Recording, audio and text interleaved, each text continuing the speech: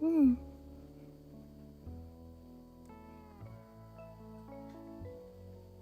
Mm. Nice. Good morning. Hi. Oh goodness. Yeah, there we go. Hi. Good morning. How's everyone? Happy Tuesday. Happy Tuesday morning. Did you guys know that Christmas is just in a couple days? I'm so excited. Mostly excited for Stranger Things 5 Volume 2. Not gonna lie, that's gonna be my Christmas gift. Yay. Oh yeah, and then we'll have the finale on New Year's. Oh, yes. I'm so excited for this. Christmas. 2 days away. Wow. I am so excited about this information.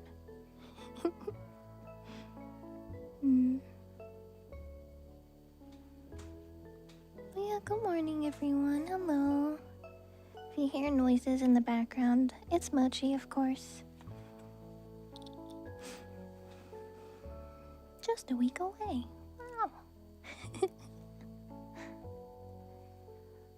But yeah, I guess we haven't done a stream like this in a while. But I'm gonna be reading the 2026 horoscopes for every zodiac sign, and then we'll do tarot after. At least I'll try to. I'll try to. I don't know if my brain is awake enough, but I can do my best. And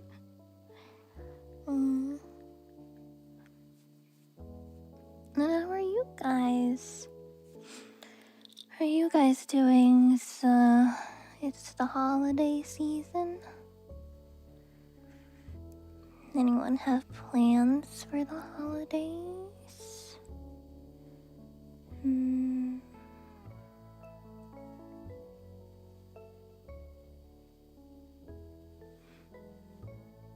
So interesting, yeah. I agree. 2 family dinners to attend. Yeah, I have a dinner I have to go to on Christmas Day, actually. It's gonna be in the probably late afternoon, so I don't know if I'll be around to watch the moment Stranger Things comes out. So you got a haircut? Cool. Cooking, nice. What are you cooking? You gotta do the cooking by the book.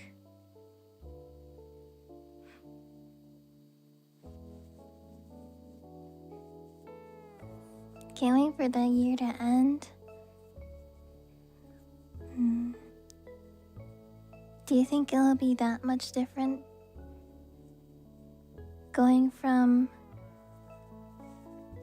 December 31st, 2025 to January 1st, 2026? Probably not. Hi, Slowpoke, hello.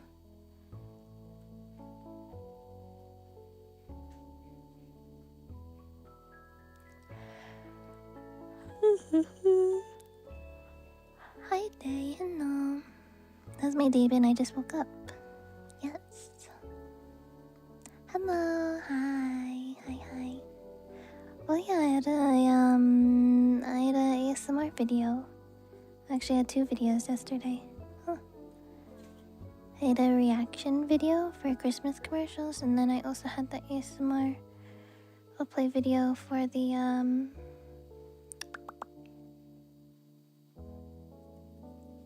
event I was part of. Fireworks, yay. Ooh, Ooh, bangs, cool. We can be bang buddies. Yay, that's exciting. Christmas Eve with family, nice. Oh, yay, fun. Mornings, donut. I'm gonna do yeah.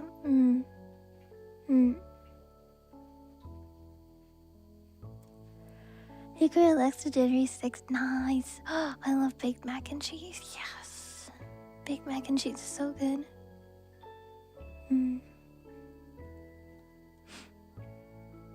I have always...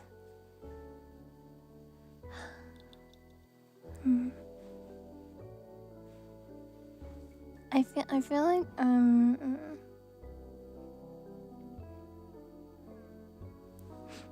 I feel like this might be like a neurodivergent thing, but it's like every New Year's, people act like going from December 31st to January 1st, like, wow, there's gonna be a magical change and everything's gonna be different. But isn't the reality that, like, it's only a day difference, and obviously a lot can change in a day, but I feel like it's not the normal type of change that people expect it to be.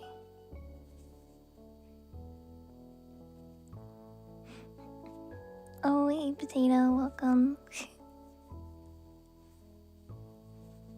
Never had mac and cheese. It's good. It's like cheesy pasta. Cheesy pasta, that's all you need to know.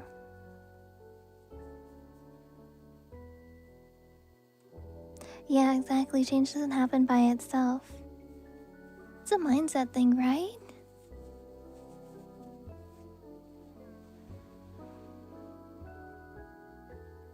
Right? Because everyone is like, yeah, 2026 is gonna be so different from 2025. But then...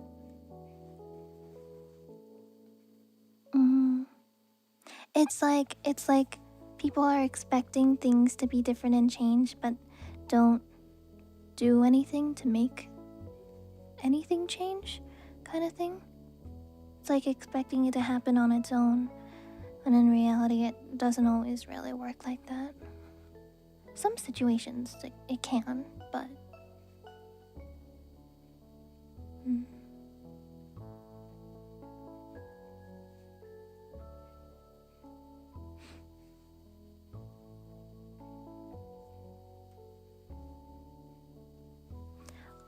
Oh, it's not really thinking negative, it's more of like... It's like, this is like more like specific, like people expecting things to be better and change, but then not putting any effort into making it, versus people who like actually actively put in effort to make it better, kind of thing, if that makes sense.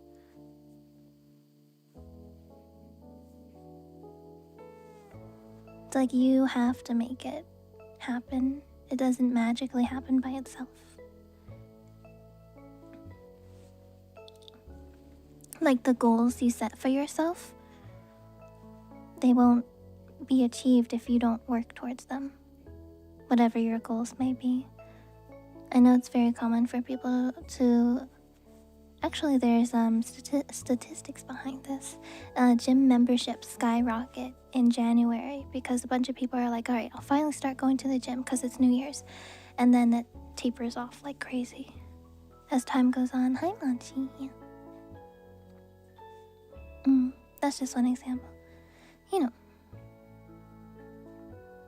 Yeah, nobody's suddenly gonna ring your doorbell and change everything for you, exactly. You're the one who has to make the change.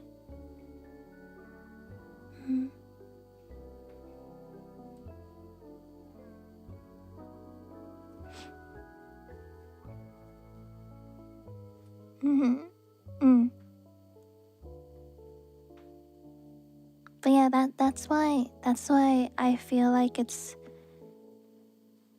I've always felt like it's weird when people are like, yeah, January 1st is the first day of the new year and everything's gonna be different. But it's only been like a day. How do you expect things to be so different and it's only been one day? Like, progress and change takes time, kind of thing. It could be like the first day you really start working on your goals or something. It could be like, yeah, first day of progress, let's go. But, you know, it's not immediately first day, wow, everything's different. Magical thing. So yeah, it could be, yeah, first day of making progress towards my goal, let's go, nice. But it's not, well, I achieved all my goals and because it's the new year and it's all different. Oh yeah, there are definitely there's definitely people who are like, yeah, 2026 is gonna be terrible. But it's like it hasn't even happened yet. How do you know? You don't know. You don't know what's gonna happen.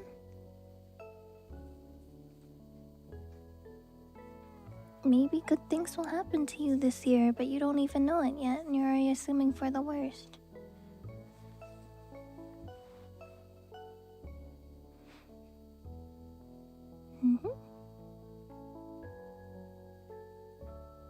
The throat is kind of hurting.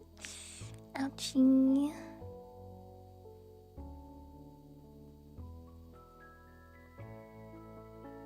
Ouchie, ouchie. Do you have any tea? Wait, Tails, do you drink hot drinks during summer in Brazil? Just how like Canadians drink cold drinks in the winter? Is that a thing that happens?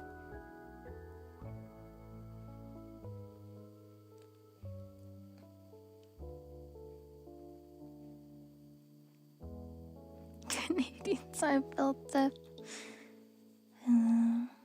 People in the north in America do it too. People getting their like iced coffees and I don't know, cold drinks in the middle of winter and be like, oh yeah, this is good. It's like, what? Aren't you already cold? Why you want to drink something cold too?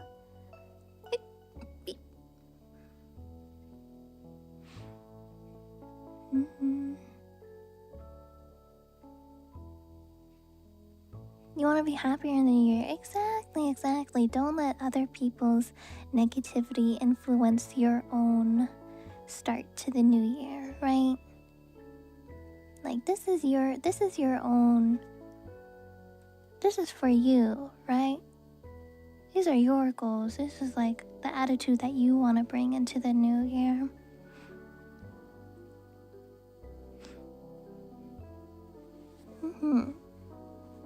It's like 2 Celsius, really? Oh man. Oh man.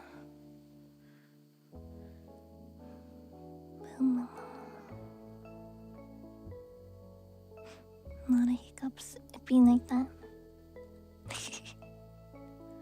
Yippee! 1,200. Below freezing on Christmas, really? It's been below freezing here in Canada. But no snow. Yeah, we have a lot of snow here. It's been below freezing, it's been snowing. We have a white Christmas, but it's cold as hell.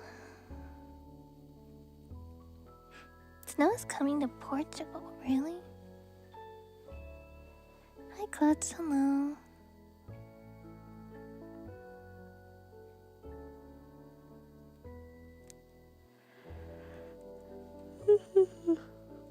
You need to lose 40 pounds in 2 months?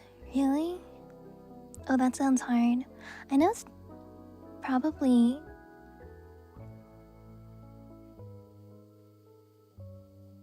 What was I saying? Yeah, like Nova was saying, like anything is possible. It's definitely possible. Things I know about weight loss. I've never had to lose weight. I've always had to gain weight.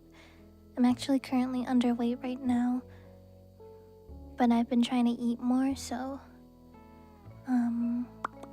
yeah, when I got sick in September, I kind of got behind on eating because I basically wasn't eating for weeks when I had COVID. But for losing weight, you have to change your lifestyle. Quite literally, you have to change your diet, your lifestyle, and you also, in changing your lifestyle, you have to integrate exercise. And also calorie counting, but in a healthy way. Of like, there's like a daily calorie intake calculator where you can see like the weight goal that you want to be versus what you are now, and it can show you the total amount of calories that you should be eating daily, and then also integrating like the amount of exercise that you're able to do. So a combination of healthy calorie counting and also integrating exercise into your daily life. Combination of both of those can definitely help you lose weight. Yeah, the hardest thing is consistency, yes. Really? Oh my gosh. Well, Dragon, I believe in you. If you want to take any of my advice, I hope it helps. Tails, you also have to gain weight. We're in the same boat, buddy.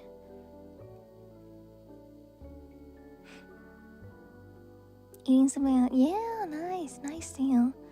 Yeah, eating fruits and veggies is very important for a well-rounded diet. It's a little bit difficult for me sometimes in the winter because a lot of naturally grown food is out of season and has to be like imported and stuff, because Canada, covered in snow, it's not growing anything. Right?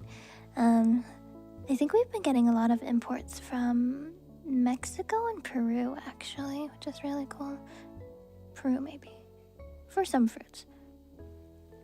I'm actually not sure where the vegetables come from. I assume somewhere down south. But yeah, I've been trying to have, I've been eating more, in the last few months I've been eating more, berries. Oh, did you guys know that blueberries are, I'm pretty sure, considered a superfood? Alright, let me tell you some of my fun facts of blueberries. Blueberry health facts. Do you guys like blueberries? I freaking love blueberries.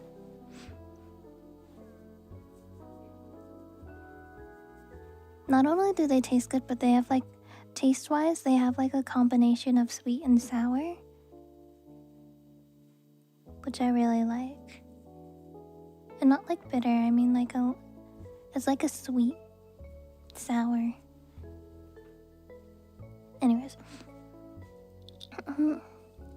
The internet says blueberries are nutrient-dense superfoods, low in calories but packed with antioxidants like anthocyanins, fiber, vitamin C, vitamin K, manganese supporting brain health, heart function, digestion, blood sugar control, and muscle recovery while reducing inflammation and chronic disease risk. They're low in fat and sodium, making them a heart-healthy choice that boosts immunity and cognitive function. So yeah, not only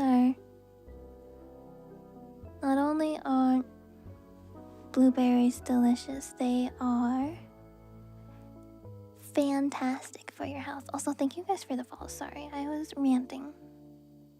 When I'm ranting, I forget about everything. And the watch streaks too. Thank you. Yeah, my favorite thing to do is eat multiple blueberries at a time. So sometimes you get like a combination of sweet and sour. I usually do 2 at a time. And then you have like a sweet sour in your mouth. So yummy. Yum. Yum yum yum. Yum yum yum. Hello, hi. You have never eaten blueberries? Never? Never? In your life? Are they not accessible where you live? Depending on where you live and like what your country's imports are like. I grew up in the US, so it's... You basically see blueberries everywhere in every grocery store. You've never had them either? Wait, what? Tails, you've never had blueberries? Wait, what kind of fruit is around in Brazil?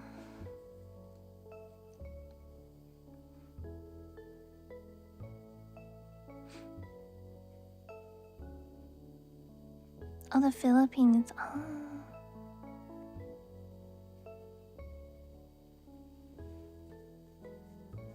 Oranges, apples, guava. Oh, okay, so like different types of fruit. Other fruit is good too. Pineapples. Oh, that's so interesting. Yeah, 10 out of 10. If you see an opportunity to try blueberries, I would suggest. Hi, Vale. Yeah, I'll be reading horoscopes after I'm done yapping. Holy yap, Alfredo.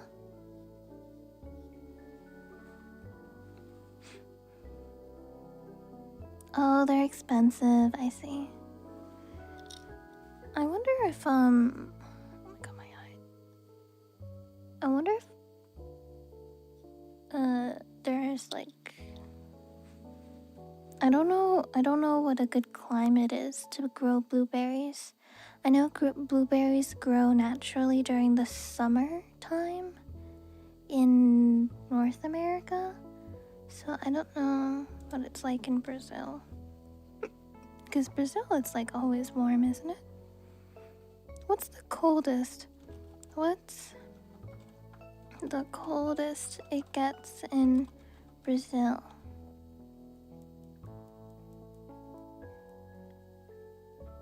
In the southern, right?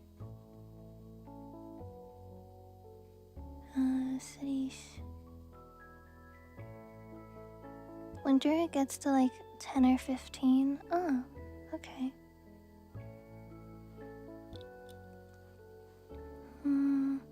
June to August.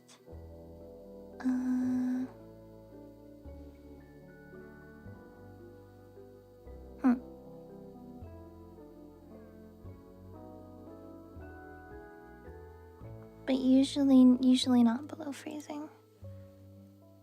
Hi, Vision. Hello. Yeah, I'd assume the like southern Brazil would get a little bit cooler temps.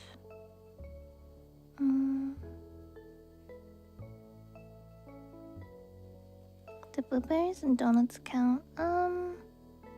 Probably not. If there's well, maybe. Maybe. Like the background noise. Me too. Me too, me too. Best climate to grow blueberries. Best climate for blueberries is a temperate one with cold winters, lots of chill hours, mild summers, ample sun, consistent moisture, acidic soil.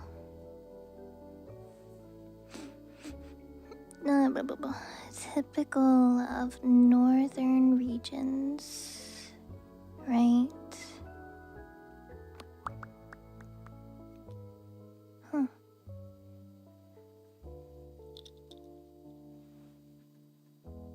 All need specific care for their required chill hours and protection from intense summer heat.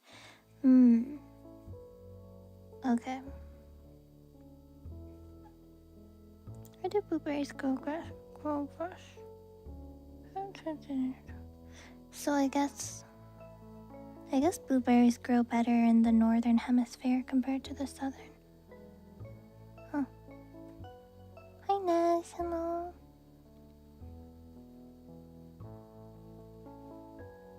I see.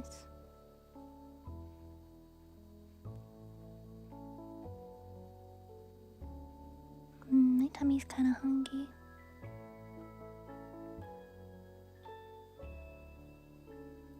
I should think about what I want to eat. Anyways, that's my rant about blueberries and how amazing they are.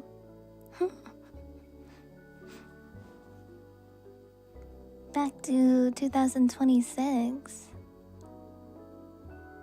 Has anyone who do New Year's resolutions thought about any resolutions or goals for the new year? I haven't really thought about them yet.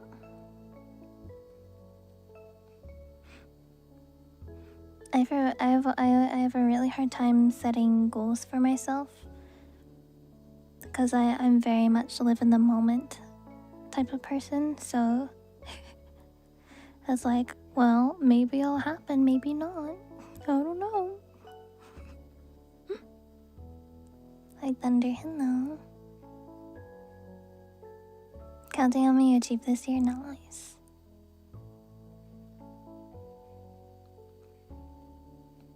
Take Japanese more seriously and also find a new job, nice. That's some good goals.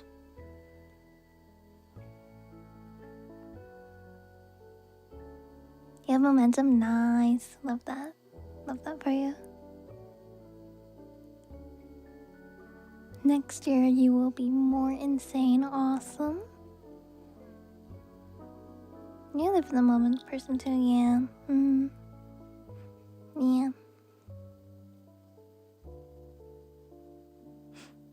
I hate the question, where do you see yourself in 5-10 years? I don't know. I don't even know where I see myself like at the end of this week, bro. I'm just here in the moment. Whatever happens, happens, and then we take it from there, you know?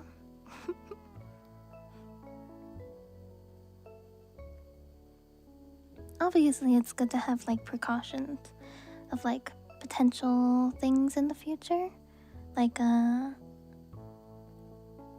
don't know, being like prepared, right? Like, it's good to be prepared, but goals wise.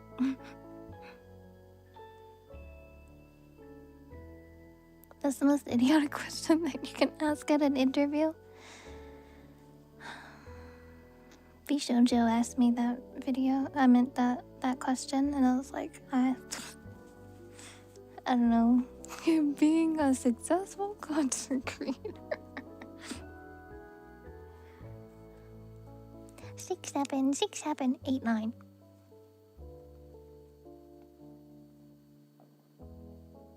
8, 9.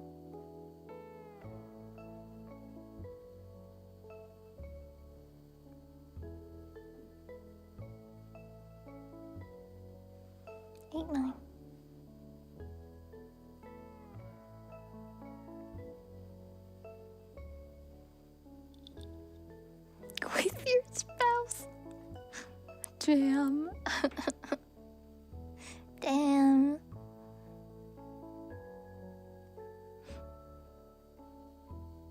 I just realized literally.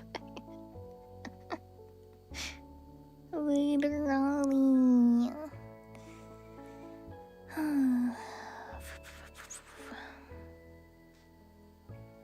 Yeah, the cringe doing. I've been doing that anytime anyone ever tries to 6-7 me. I just say 8-9. 8-9.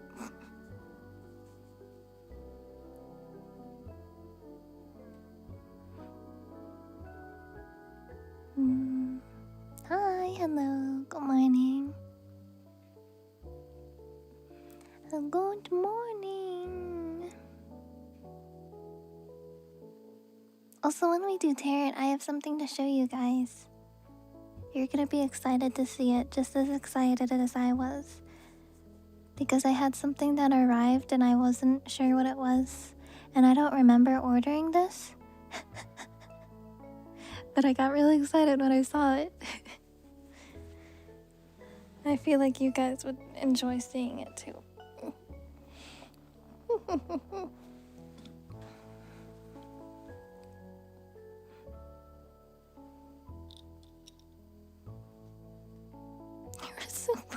What?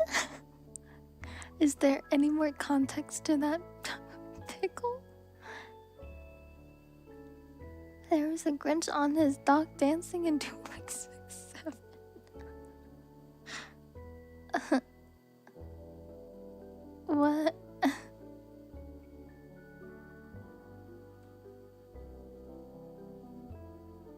Brazil is really pretty, yeah.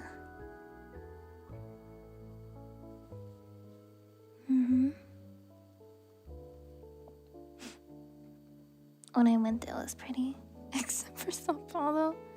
Don't go to Sao Paulo. Hi, Ness. Hi. I don't know if I went to Sao Paulo or not. I might have gone to... Wait, is Sao Paulo in the middle? Because I went somewhere on the East Coast. Concrete and buildings. Oh, jeez. I went somewhere on the East Coast. I'm not sure what region it was. Big houses and friends. We saw a Grinch standing there just dancing. We should 670 said it. That's so funny. Probably went to Rio. I don't think I did. Or at least not Rio de Janeiro. Well, I'm gonna look up the Brazil map. Brazil map. Let's see. Oh, wow, that's a lot of places. It was somewhere on the East Coast.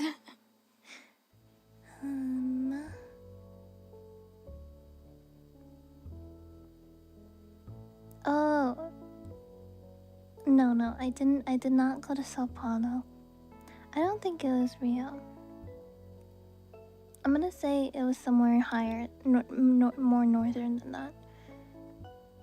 Northern, somewhere up there. Yeah, on the East Coast somewhere. You got a video.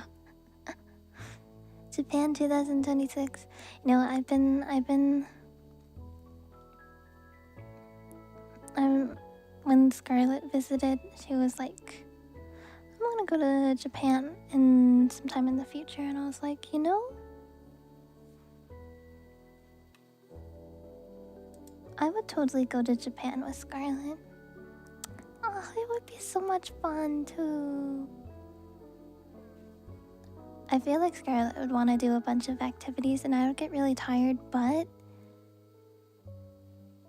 like she understands me. But at least she'd have things that she'd want to do planned so I can go if I want to. Thanks for the follow. Hello.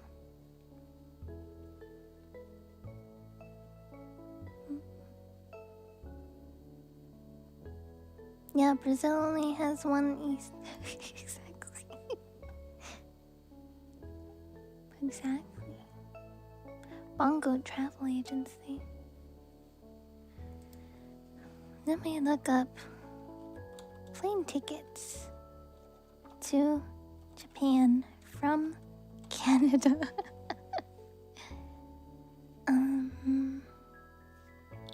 Oh, okay, so they are like $1,000, I see. Oh my gosh, it's like a over 10-hour flight. Jesus Christ.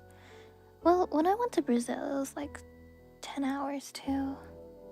It's pretty down south. Oh my gosh, from Montreal, it's like 17 hours. That makes sense, because it's like halfway across the globe, but... Oh, Jesus. Hi, bird, hello.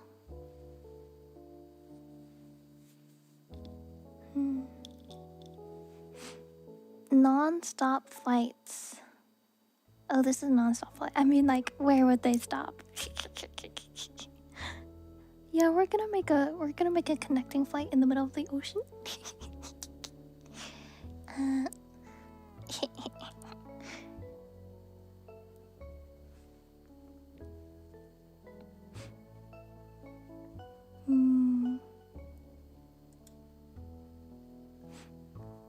Cheapest time to fly from Canada to Japan is usually January and costs around only less than $600 Canadian. Wow. I don't know what the climate is like in January for Japan though. Probably pretty cold. I think a lot of people go in the spring, don't they? Summer is like... I don't know when typhoon season is. Tsunami season? I think it might be in the autumn. I don't know. Oh god. Best time to visit Japan? Spring and autumn. Oh, okay. Spring and autumn. Definitely not summer though. Yeah, soccer season. Hi Wolfie, hi. Oh, you are? Good luck. I hope it goes well. I would be super down to go in springtime. Yeah. Ooh.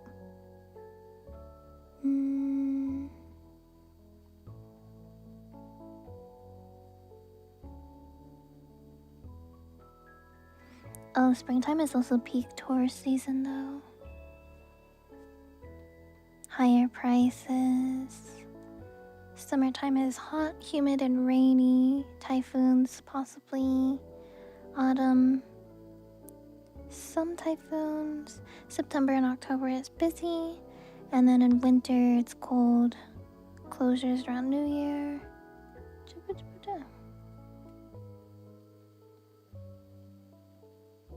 Honestly, I feel like autumn might be the best. If you want to avoid like peak tourist season, I feel like autumn might be the best.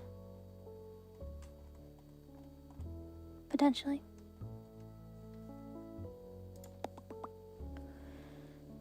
The worst you can say is no. Yeah. Autumn is still pretty hot in Tokyo.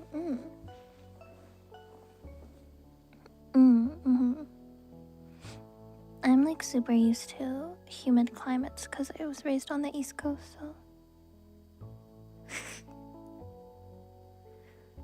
Why would you ask that? Well, okay, Ginger, listen. If she responds like that, then you dodged a bullet, right? Why would you want to be with someone like that who is so disrespectful to you for even just asking, right? So it's a win-win for you in any situation. So even if she does respond rudely, you know you dodged a bullet. Yeah. And then you can focus on maybe finding someone nicer. Also, thank you guys for the follows. Thank you.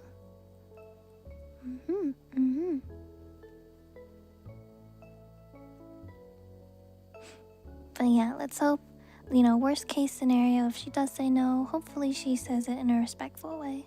Like, well, she's not interested in, or like, doesn't really want to be dating or something, you know? Yeah. I guess that's like best worst case scenario. Thank you. And thank you guys for the follows.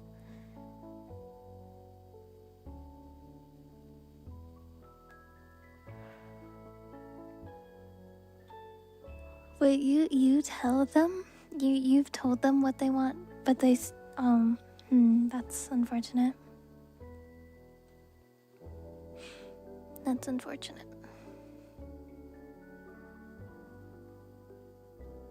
Pretty cool. Yeah. Oh. Speaking of love, there was like a study that said that the majority of people see friendships to be very shallow, and so like it's shallow as in you don't, as in like they view friendships as you don't like emotionally invest in the person even though they're your friend.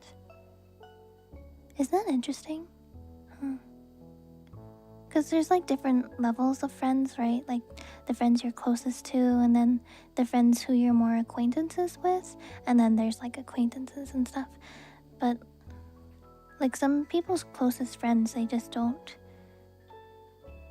They aren't like emotionally deep and connected with, which is so interesting to me, right? Yeah. Cause like whenever I've had like close friends, I've always wanted to be deeply emotionally connected with them.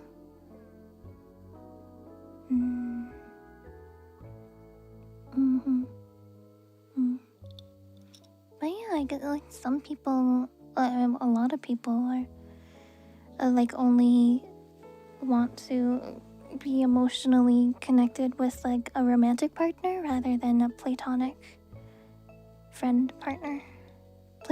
Platonic partner. AKA a friend.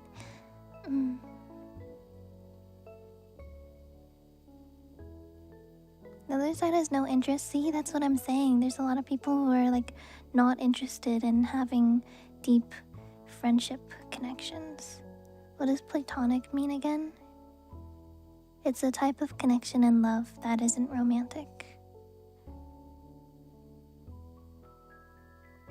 Romantic love, platonic love. So like, platonic love is the type of love that I have for you guys. Yeah. Cold-hearted.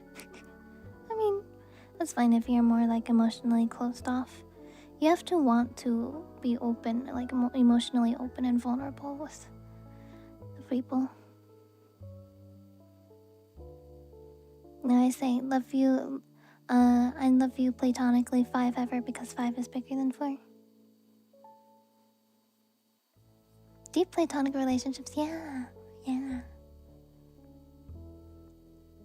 Someone to talk to and hang out with, yes. Literally. Thank you for the follow, welcome. I would consider myself to be a pretty emotionally closed off person, but when I connect with someone, I'm definitely more open to being more vulnerable. Probably because I'm just used to people not understanding me. Or thinking that I'm weird, or like they can tell that I'm different. I'm not like them. My neurodivergent people, you guys understand what I mean. You guys know exactly what I mean by that. It's like people can just tell. They don't even have to interact with you, they can just tell. They can sense it. Like, oh, you're different than me.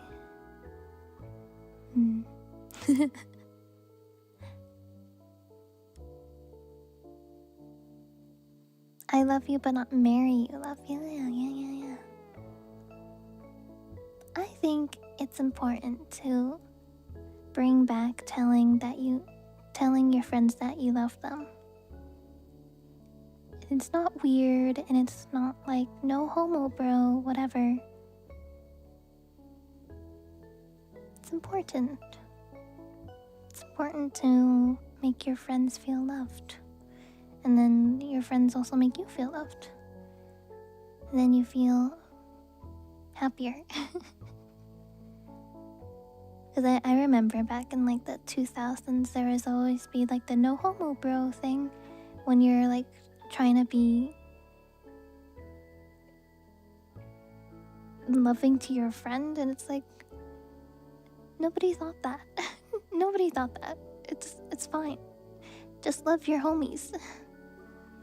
Just love your homies.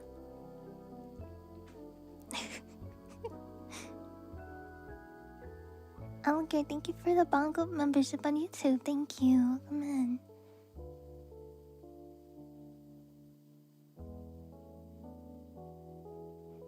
Care about an AI chatbot? Oh my god, don't get me started. It is scary, the amount of people who have been relying more and more on AI chatbots. That's scary. Like I try to put myself in other people's shoes, right? I try to understand like what's going through their mind, what they're experiencing, what they've gone through. And so on that level, I feel like I can understand if they have a hard time connecting with other people and finding people to connect with. It's a way to feel a connection. But it's also hollow, right? Because it's not a real person.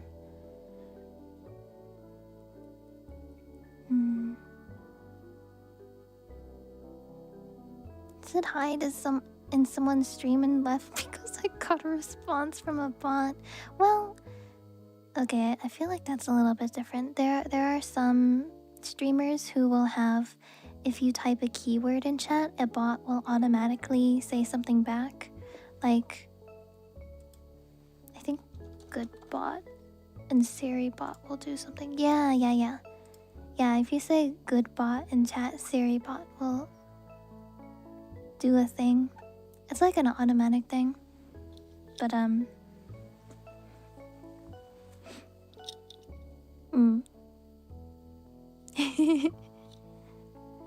yeah, Siri bot keeps the stream safe. Helps keep the stream safe from people who want to make it a not good place.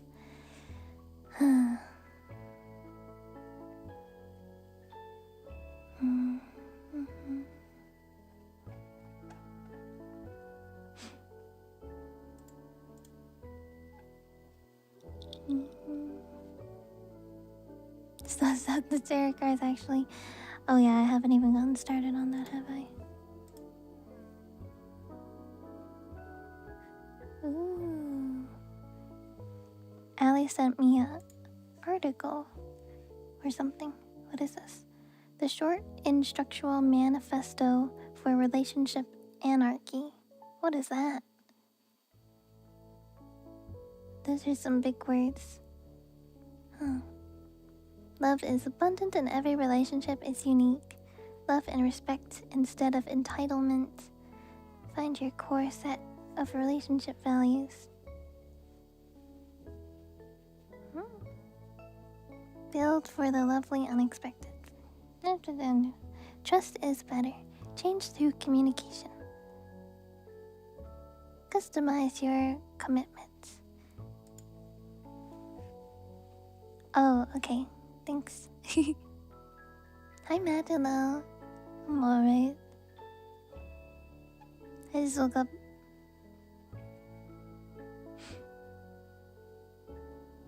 It's hard, yeah.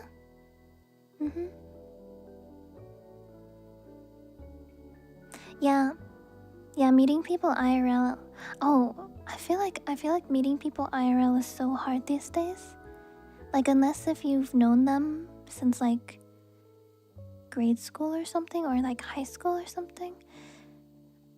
I feel like meeting people, especially like in your 20s, is really hard to do.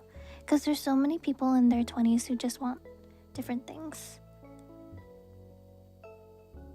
And people, especially in their early 20s, are going through so much like transformation and learning, like going from young adulthood to adulthood.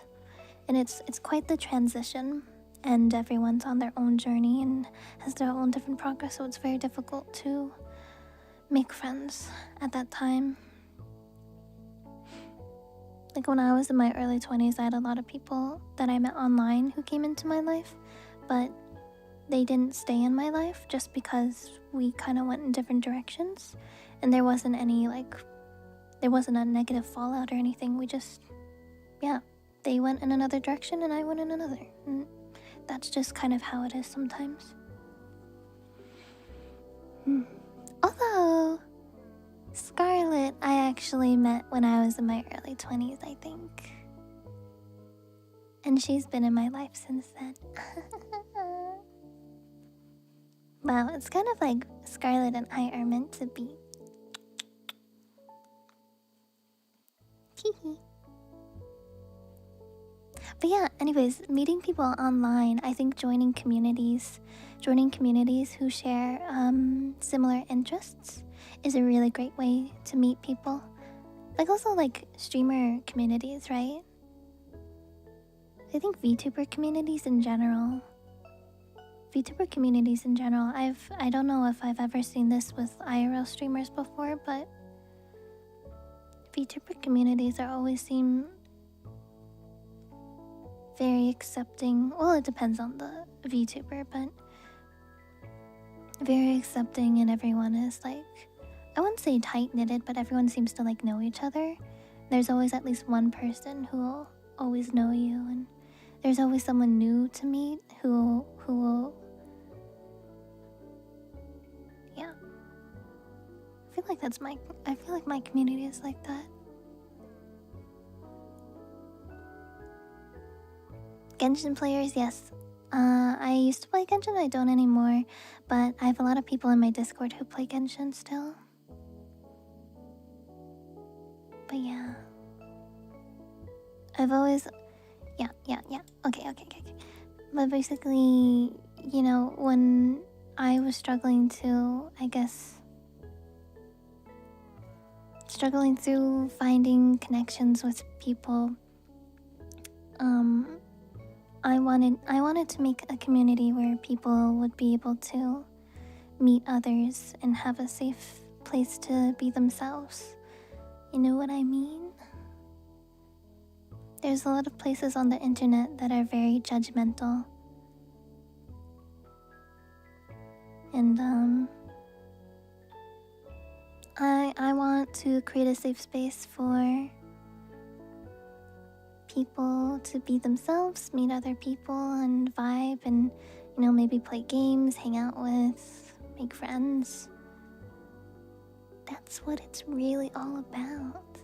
That was one of my initial goals starting as a VTuber, is that I want to have a community, like a group of people that I can just vibe with. And I've achieved that. I'm still achieving it. So. You want gamer subs? I am a gamer subs partner. So I do have a code if you want 10% off.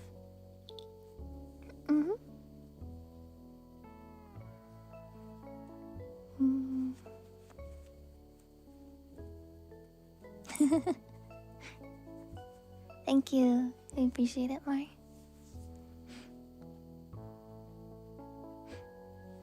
10% off. Yeah, exactly, live.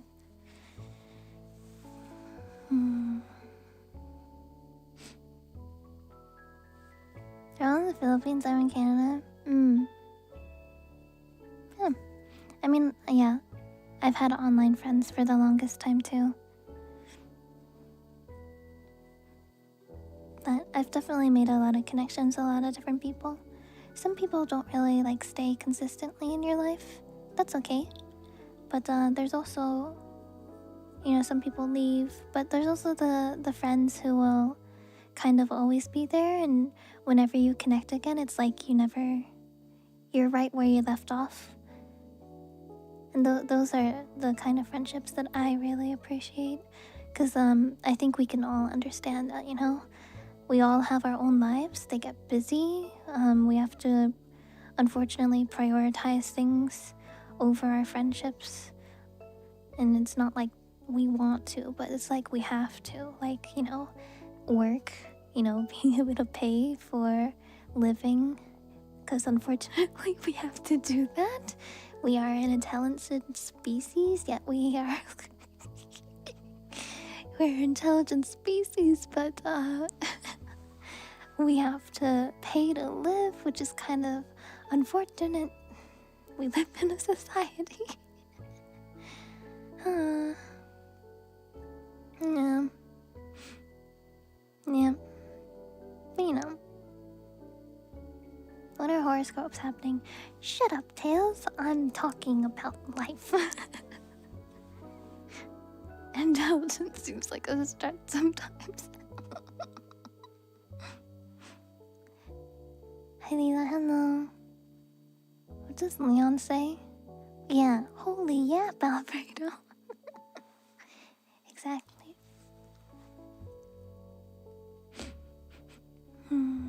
Thank you for the follows, by the way. But yeah, anyways. I really appreciate friends who can just understand how things are and don't take things personally if you aren't able to talk like every single day. People just can't do that. I mean, some people can, but I just can't. I can't.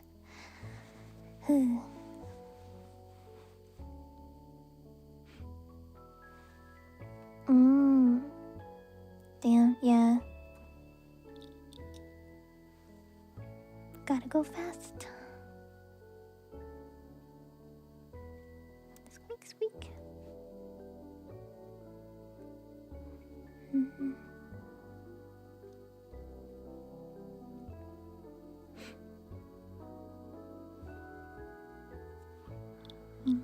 But yeah, I think if anyone here is looking to find connections with other people, my community is a really great place to do that. So if anyone would like to join the Discord is a really great place where we all kind of come together whenever we have time, whenever we want. We talk about things, talk about games, talk about VTubers. I'm a VTuber enjoyer. I assume you guys are VTuber enjoyers too. I'm a VTuber enjoyer. We talk about VTubers and yeah. My current hyperfixation is Stranger Things, so I talk about Stranger Things a lot. Hello, hi. But yeah. VTubers, never met them. I am a bread enjoyer.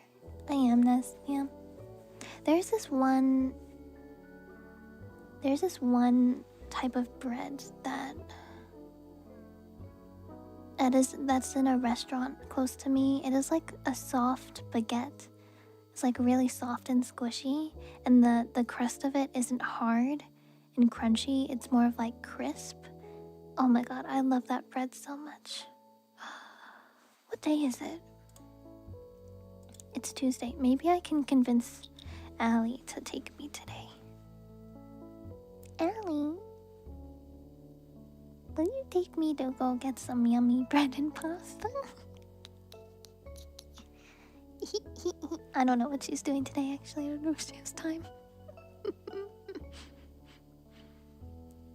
It's also probably really busy because it's the holidays, so I should wait till after. Also, if I were gonna go... Oh, there's also a hot pot. I want to go. Hot pot. I want to go. Uku and I want to go to Korean barbecue. I want to go to Korean barbecue. Damn it! All this good food that I want, man. KFC. Wait, KFC is doing a Stranger Things collab, really? What is a hyperfixation? If you're neurodivergent, if you have ADHD or autism, hyperfixation is something that you are fixated on. If you know what fixation means, a fixated means you're really focused on a thing. Because in science terms, the thing that we're fixated on gives our brains dopamine and serotonin. and our brains, if you have ADHD and or autism, you usually have a natural lack of dopamine and serotonin in the brain. So being hyper fixated on something gives your brain the happiness that it normally doesn't get, like normal people have. Yeah. Hi Red, hello. You like horoscopes and tarot? I do too. Useless the panda species.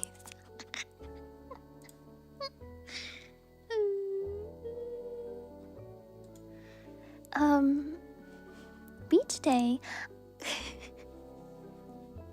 Your current hyperfixation is Stardew Valley. Nice. I have some friends who are like super into that game. I never really got into it, but it looked really cute. What was I saying? I forget. Damn.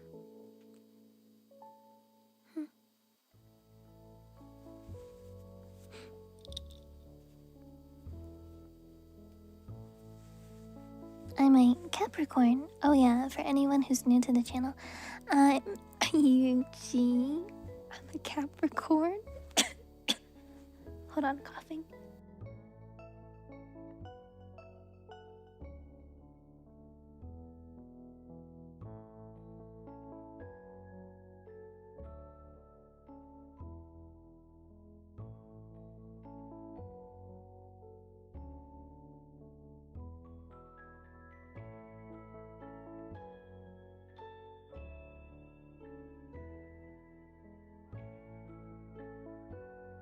I realized I haven't drank water in like maybe an hour or two. And I've been talking for an hour. I need to drink more water. Cause it's freaking dry. It's freaking dry AF. Anyways, oh my gosh, Rage, thank you so much for the 5 gifted subbies. Thank you. If anybody was gifted a subby from Rage, please make sure to say thank you to them. Thank you so much. I appreciate it. Thank you. Anyways, I was saying, for anyone new to stream, hi, I'm Yuchi. I'm a Capricorn Vtuber. Capricorn is a goatfish, commonly known in astrology and Greek mythology. It's a mythological creature that is a goatfish. You can read all about it on Wikipedia. A very strange creature, but very common. Very common for Greek mythology, if you're familiar with any kind of Greek mythology. There are many creatures that are different animals mashed together in some kind of weird way. But yeah, that's me. Goatfish. Goatfish.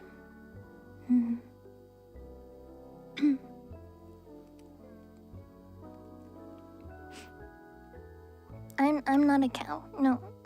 I have goat ears, goat horns, fishtail. No cow. I'm gonna drink full model. Full model. Full model. Oh yeah, this is my PJ outfit. This is my normal attire, but usually when we do ASMR we do PJ outfit because PJ outfit is super cozy. Yeah.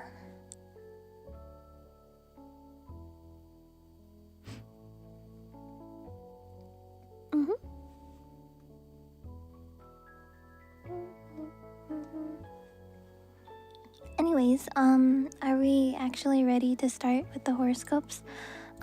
Also, do you guys know what your horoscope is, by the way?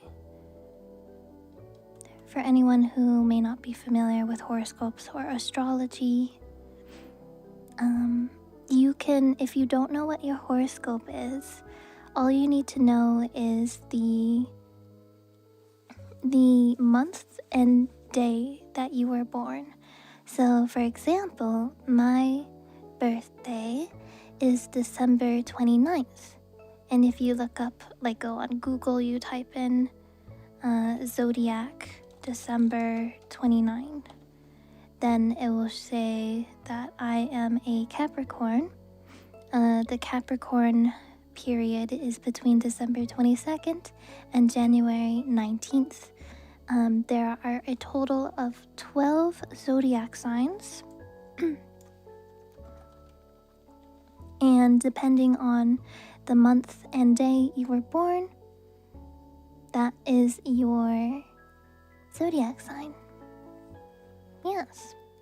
Does anyone need help finding their zodiac sign if you don't know what they are? Do I get presents on your birthday after Christmas? I do. You're a Libra, you're an Aries, very cool.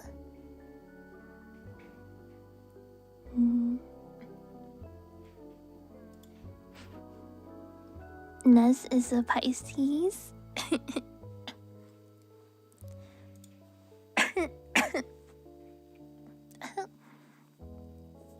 July 1st.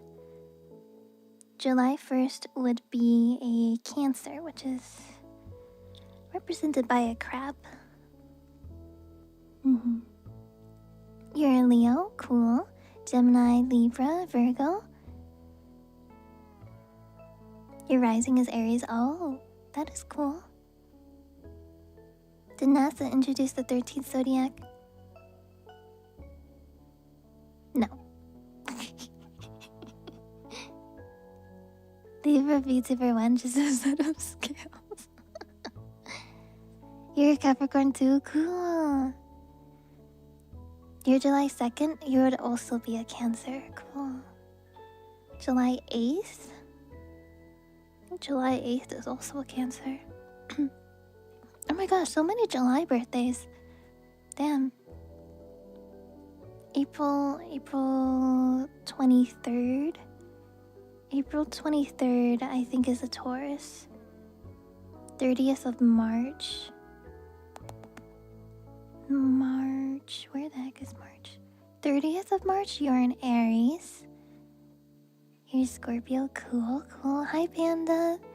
Thank you for the 14 months. Welcome back. So many July Cancers. Wow. May 12th. May 12th, you are a Taurus.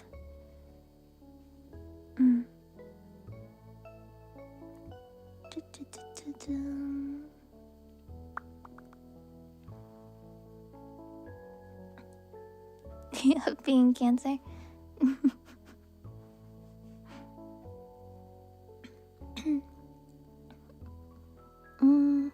April 1st. April 1st, you are a Aries. February 23rd. I think February Pisces. Yeah, February 23rd, you're a Pisces. January 1st is a Capricorn. Okay. 7th of September, I believe. Very close to 7th of September, Virgo. You're a Virgo. When's your birthday? I don't know. When is your birthday, Tails? Does anyone else need help finding their zodiac sign?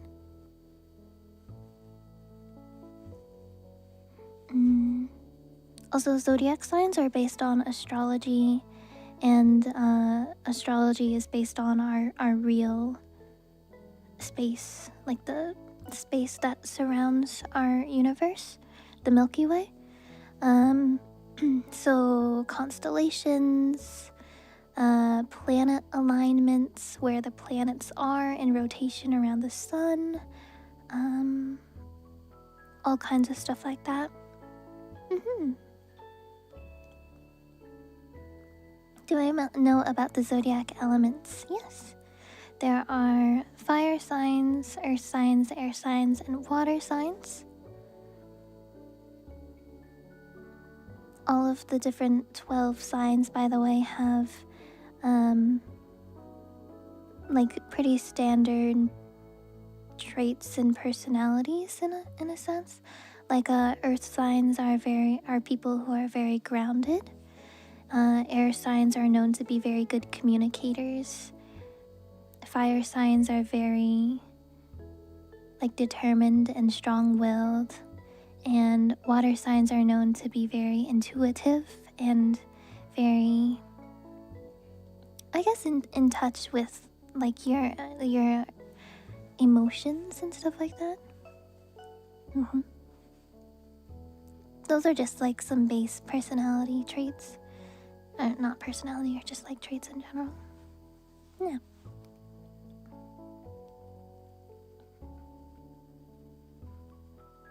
One old wizard pilled? Wizard pilled?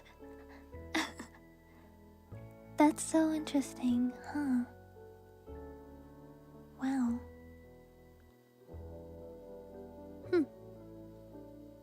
Interesting. Okay. Are you guys ready to start on the horoscopes? So what I'm gonna do for the 2026 horoscopes is I'm gonna go through every single sign. Aries is the first sign in astrology, so we're gonna start with Aries. And then I will read the Aries horoscope, and then we'll work our way through the rest of the signs. So we go Aries, Taurus, and then so on and so forth. Yeah. Aries, Taurus, Gemini, Cancer, Leo, Virgo, Libra, Scorpio, Sagittarius, Capricorn, Aquarius, and then Pisces is last. Yeah.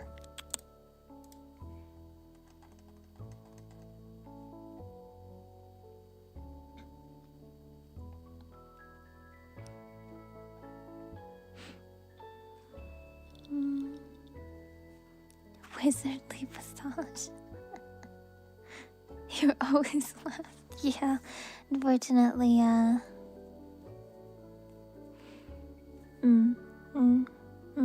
Thank you, Ouroboros, for the resubby. Welcome back. Yeah, exactly.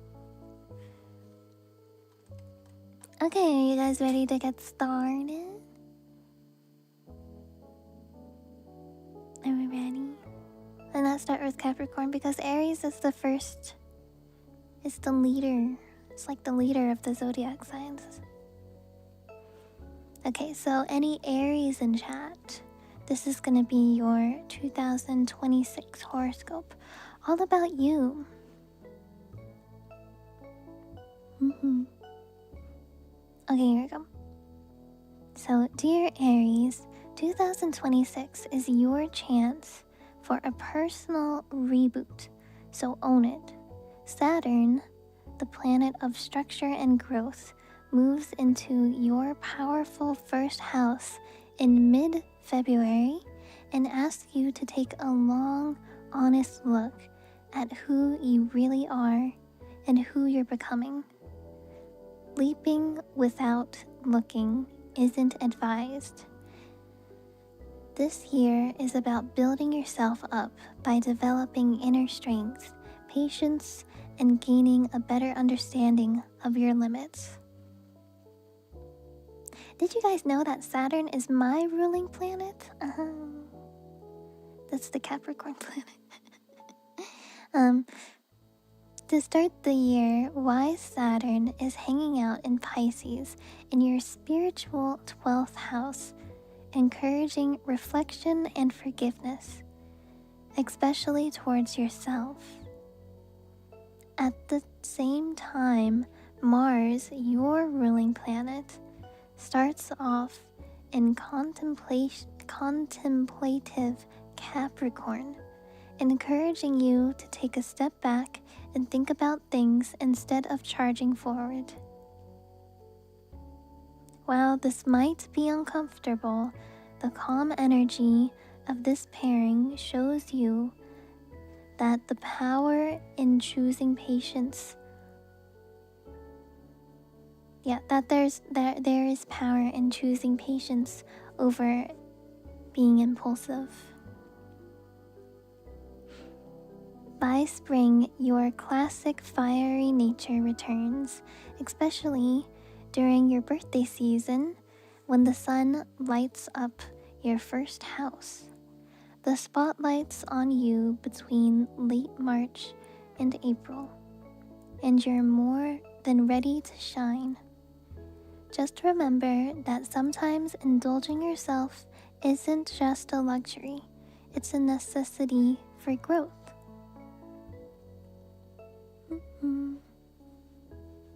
I'm gonna need some more water soon. Beep.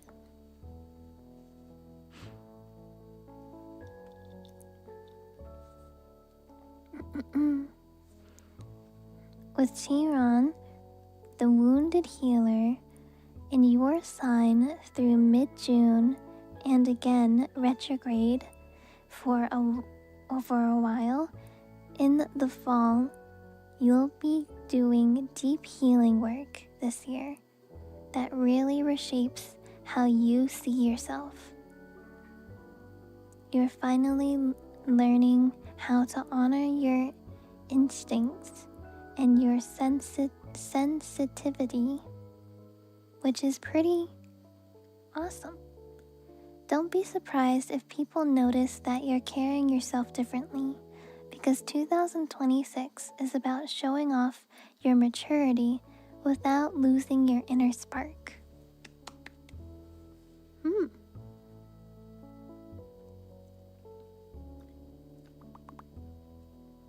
There we go. That is the 2026 Aries horoscope. So it sounds like, doing a lot of self-work this year. Like it said, developing inner strength, patience, and gaining a better understanding of your limits. Showing off your maturity without losing your inner spark. That's another good one. So it sounds like it's gonna be a pretty good year for Aries overall. Good job. Good luck to all the Aries. Okay, so where are the Tauruses in chat? Tauruses, where you at? Also for Taurus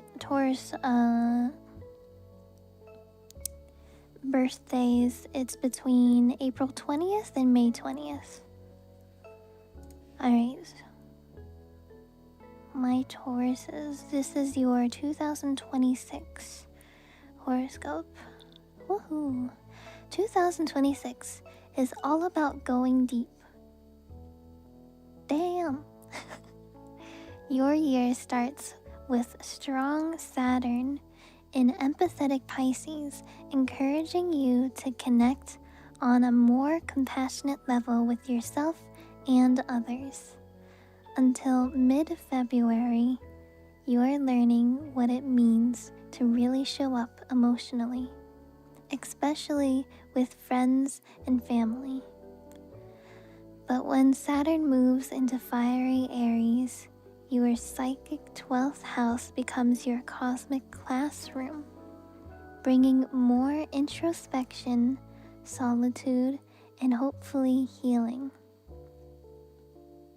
This time is less about surface-level self-care and more about confronting fears, cutting emotional burdens, and releasing the baggage that's been weighing you down.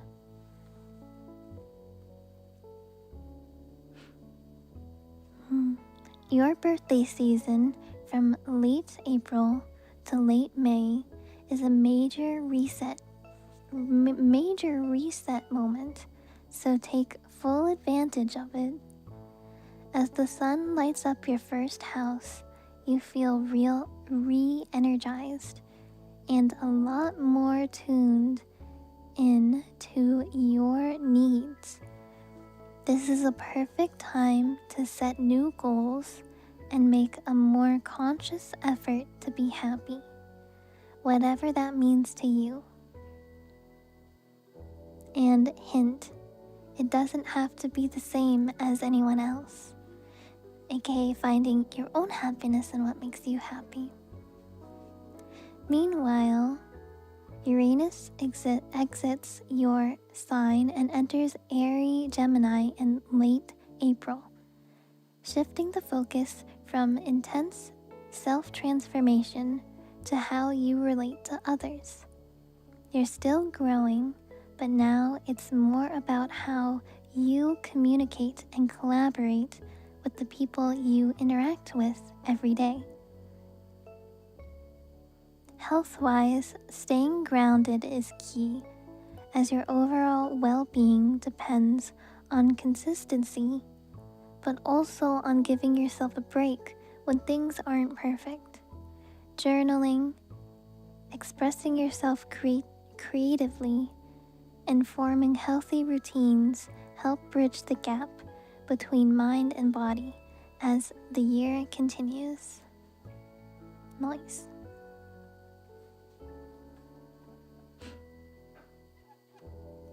There we go. Yeah.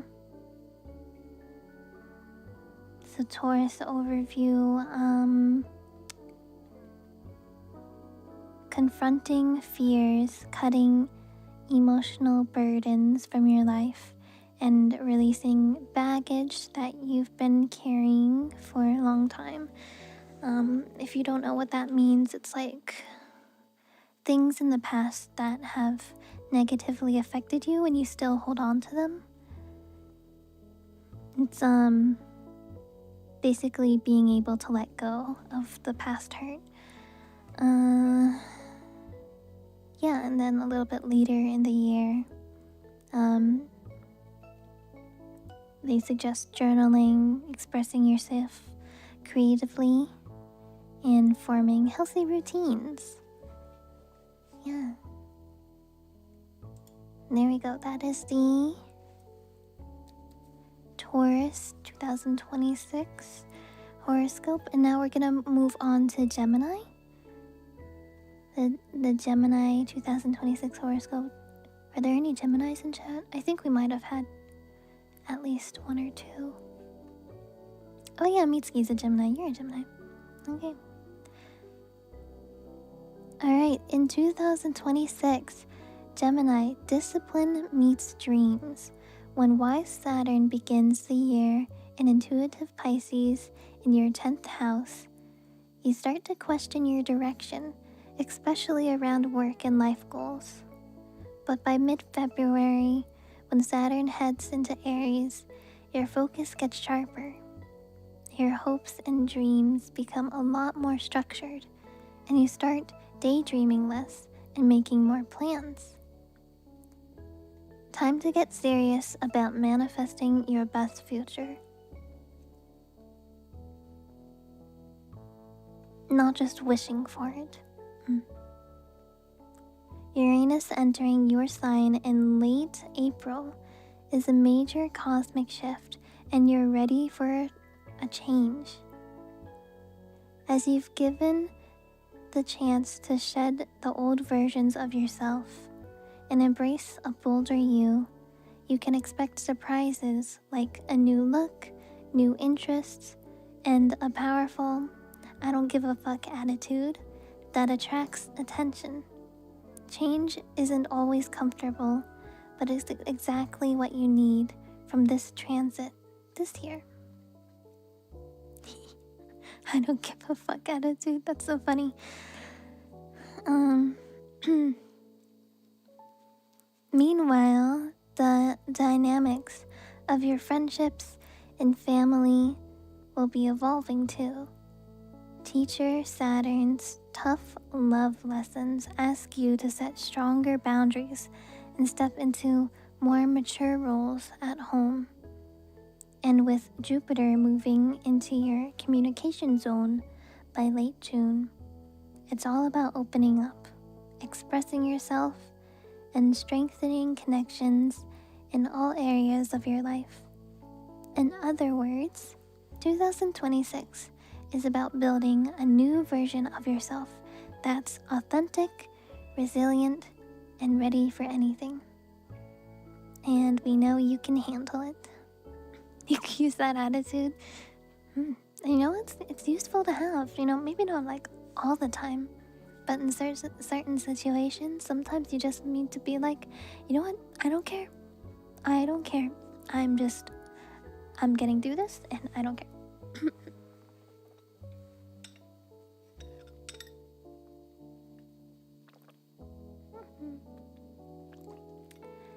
Make sure to hydrate.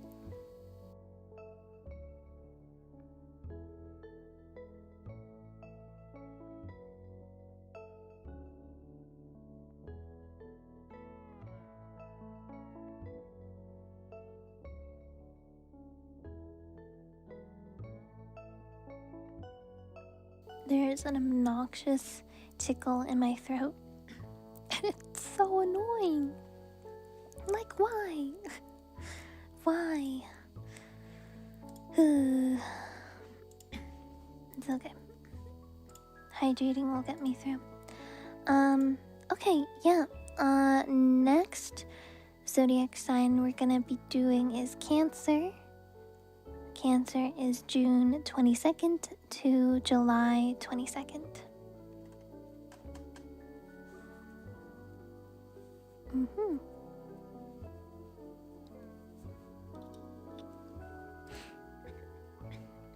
It's you. Yes, it's you, Maz. So yeah, any Cancers in chat, this one will be for you. Cancer's 2026 horoscope. 2026 starts with some pretty deep introspective vibes. With Saturn in Pisces until mid-February, you're questioning old belief systems and emotional routines that don't really work for you anymore. You're also wishing for a wider view of life and more freedom mentally, emotionally, and maybe even geographically. And with expansive Jupiter in your intuitive sign through late June, your confidence, charisma, and ability to attract new experiences all get a boost. Stepping into the spotlight can be intimidating for you, but you owe it to the world to show them who you are. Then, in mid-February, Sirius Saturn moves into active Aries and shifts your focus into career and purpose. This Sirius energy keeps you focused on long-term goals, but the key to happiness will be balance. As a water sign, it's important to not forget to nurture yourself in the process. If you're paying attention, you'll learn that success doesn't have to come at the expense of your well-being or personal life. That is true. In other words, yes, Queen Slay, exactly. Slay. Later in the year, you'll find yourself fiercely looking out for your loved ones, especially during Libra season, late September through October. Your protector role deepens, but so does your capacity for emotional growth. Friendships may go through changes too, with Uranus stirring up shifts in your social circle. If a connection isn't right anymore, you'll know it. Just remember that endings aren't failures. They're a way to make room for what's next. By the end of the year, you'll have grown into a stronger, more self-assured version of yourself, if the universe has anything to say about it. You'll realize that boundaries aren't walls, they're just necessary in order to have authentic, empowered relationships with both yourself and others.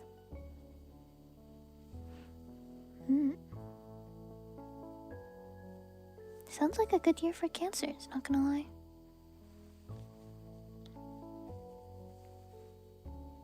I think a lot of people see Cancers usually to be like pushovers So it's always good to strengthen your own personal boundaries with others. It's important.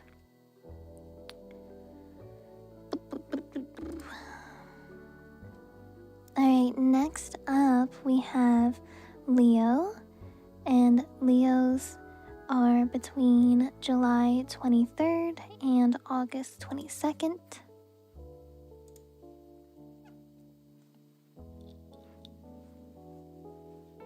I think we have at least a couple Leos in chat. I'm not sure. I know Leon's not here. He's sleeping. Oh, Assassin, you're a Leo. Cool. Alright, awesome. So this one will be for you then. So the Leo 2026 horoscope. Oh boy, here we go. Dear Leo, in 2026, your personal growth journey is bold and transformational. As the year ticks off, Saturn in Pisces is guiding you through some deep inner work and emotional healing, but there's no need to be intimidated by the strong energy. Learning to balance your bold, confident, sun-ruled energy with introspection and emotional maturity isn't easy, but you're enthusiastically up for it. The lessons aren't always glamorous either, but you're powerful this year, especially when it comes to letting go of beliefs and parts of your identity that are holding you back. Things start to shift in the middle of February though, when Saturn enters fellow fire sign Aries and activates your 9th house of growth and expansion. You are so ready to go beyond your usual limitations, which might happen via travel, education, or some deeply personal breakthroughs. Craving new experiences that challenge your worldview and help you become a more evolved version of yourself are just two of the amazing things you'll experience as Saturn assures that you're not just chasing thrills, you're building wisdom too. Then from the last day of June until the EOYs. EOYs? I don't know what that is. EOYs. Jupiter visits your sign, giving you a major confidence boost. This is a period of self-expansion, renewed optimism, and fresh opportunities that seem to appear just when you need them. You'll draw people and chances your way just by being your most authentic self. End of year, yeah, I guess so. End of year is like the Burr months, September, October, November, December. Friendships shift this year too, thanks to Rebel Uranus shaking up your social zone during its visit with Gemini. Starting at the end of April, you'll have the chance to attract some pretty quirky, fascinating new people into your life.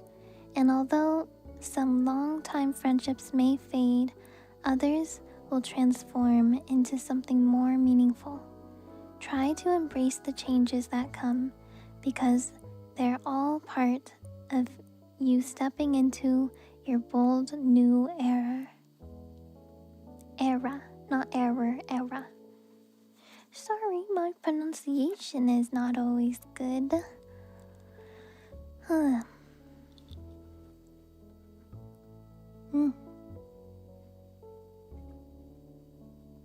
It sounds like Leos are gonna have a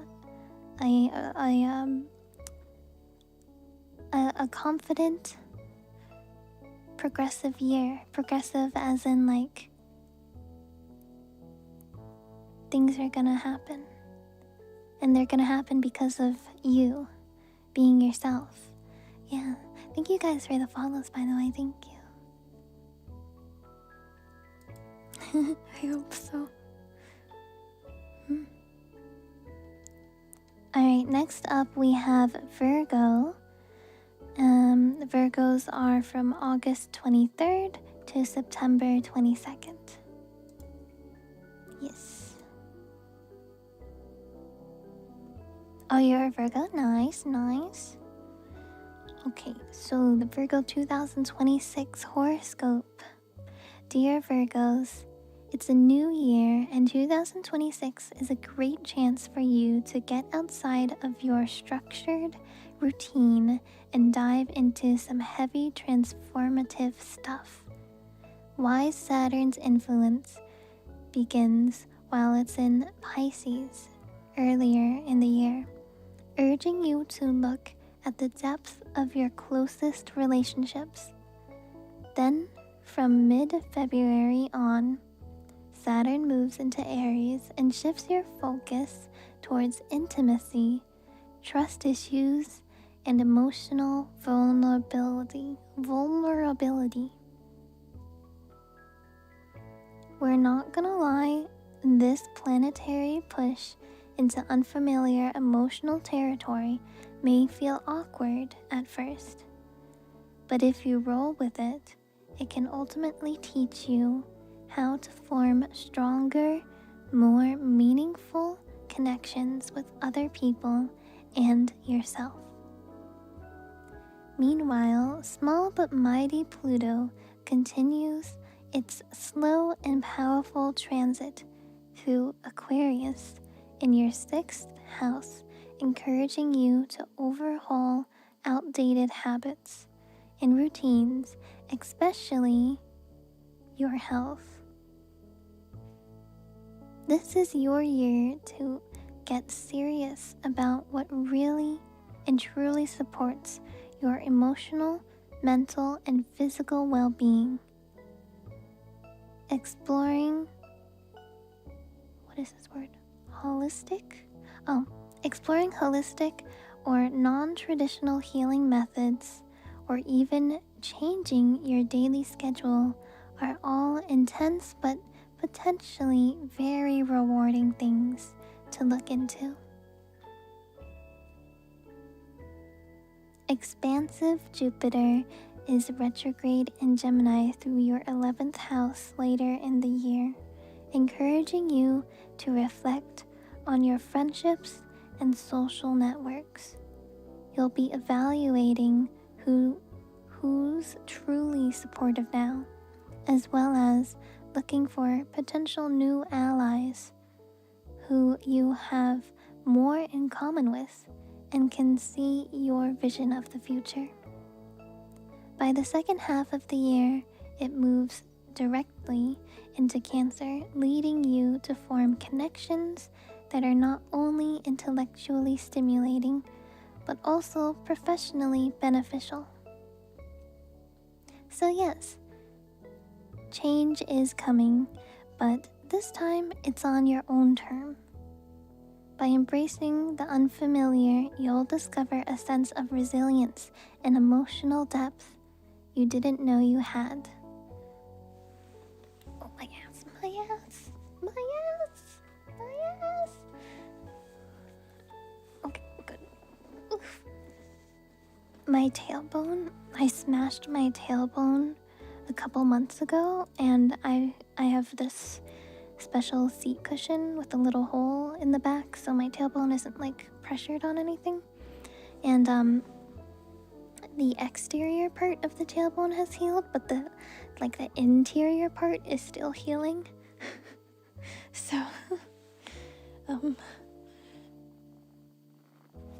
yes. We're making progress. But yeah, seems like Virgo's gonna have like a personal growth this year. And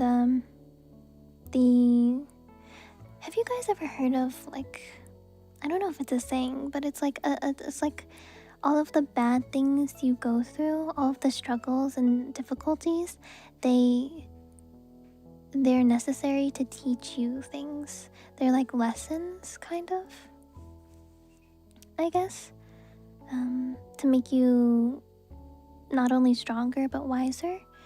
So it sounds like, you know, things might be, yeah, those character, like, it might be a little bit difficult, but the difficulties are going to be necessary for you to grow as a person, which I find very poetic in a way. Very poetic, yeah. Okay, next up is going to be Scorpio.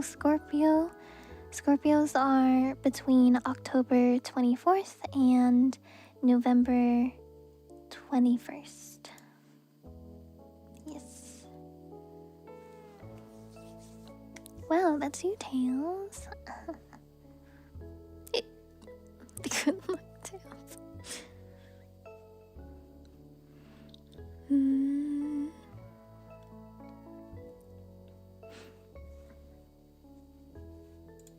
I skipped Libra. I did. Never mind. It's not you, Tails. Just kidding. How hard did I hit it? I hit it really hard. It was on a sharp, pointy edge of my couch. It was painful. It was terrible. Alright, yeah. Libras first. Oopsie. Alright, Libras are between September 23rd and October 23rd. Oh man, so many Libras in chat. Oh, cool. Cool. Alright, so Libra... Wait, actually though? Wait, there's so many of you. What the heck? That's crazy. Okay, yeah. Libra 2026 horoscope. 2026 is a big year for you, full of personal transformations. You'll start out with wise Saturn in receptive water sign Pisces, guiding your 6th house, encouraging structure and self-discipline in your everyday life. This influence definitely encourages you to build better habits, clearer goals, and improved routines, especially the ones linked to your mental and physical well-being. If you've been feeling slightly adrift, this is your wake-up call to head for sure. By mid-February, smart Saturn shifts into fiery Aries in your 7th house of partnerships, helping you focus on how you relate to other people in your life. Expect the universe to throw lessons at you around balance, communication, and standing your ground in relation to your closest connections. Learning how to assert yourself without losing your gracious vibe, as well as how to negotiate, compromise without losing yourself, are major takeaways from this cosmic combo. Oh no, it's cooked. These are some good things though, Reg. These are good things.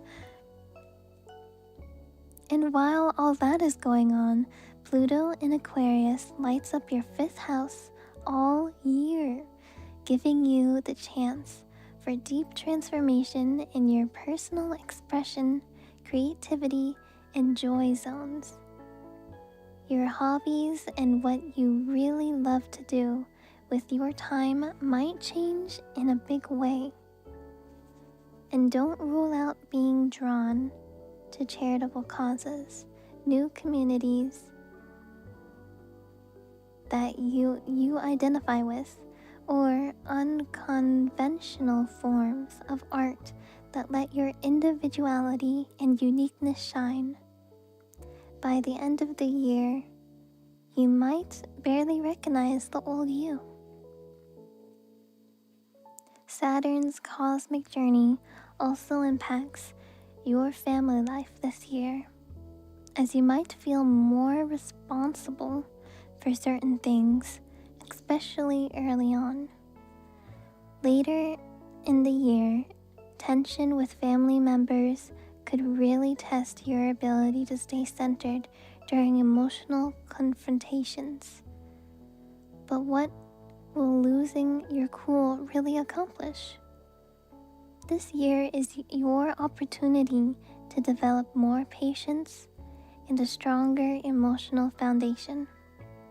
Being able to keep the peace without losing yourself is a great and very valuable skill to have. I just cooked.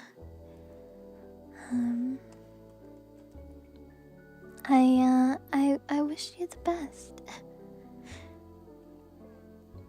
I wish you guys the best. I think, yeah, it sounds like it might be a little bit of a tough year for you guys. But, the lessons you will learn will be very beneficial. And not only lessons, but skills you learn. So, like, in the future, it'll be even easier for you to, like, deal with stuff.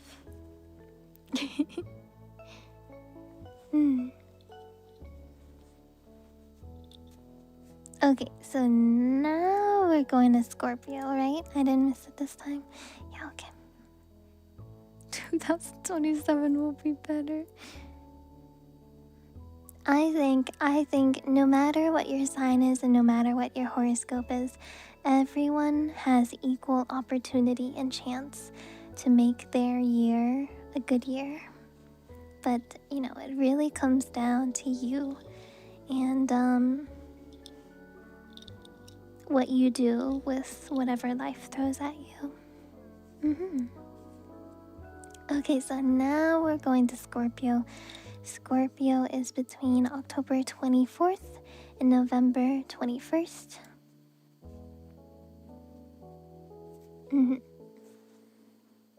Alright, so Scorpio 2026 horoscope. Scorpio, get ready to get your shit together. That must be a direct statement towards Tails, because 2026 is a year of disciplined growth and major personal upgrades. Saturn kicks off the year in kindred water sign Pisces, urging you to take a look at how you express yourself creatively and emotionally. You are asked to take a deep dive into self-discovery now, but with a more structured view than usual. Then, when Saturn moves into potent Aries in February, your focus on daily routines and wellness sharpens. Life gets busier, and you'll have to work harder to stay grounded and energized. But you've got this. As long as you lean into healthy habits and stay consistent with self-improvement goals, the rewards will speak for themselves.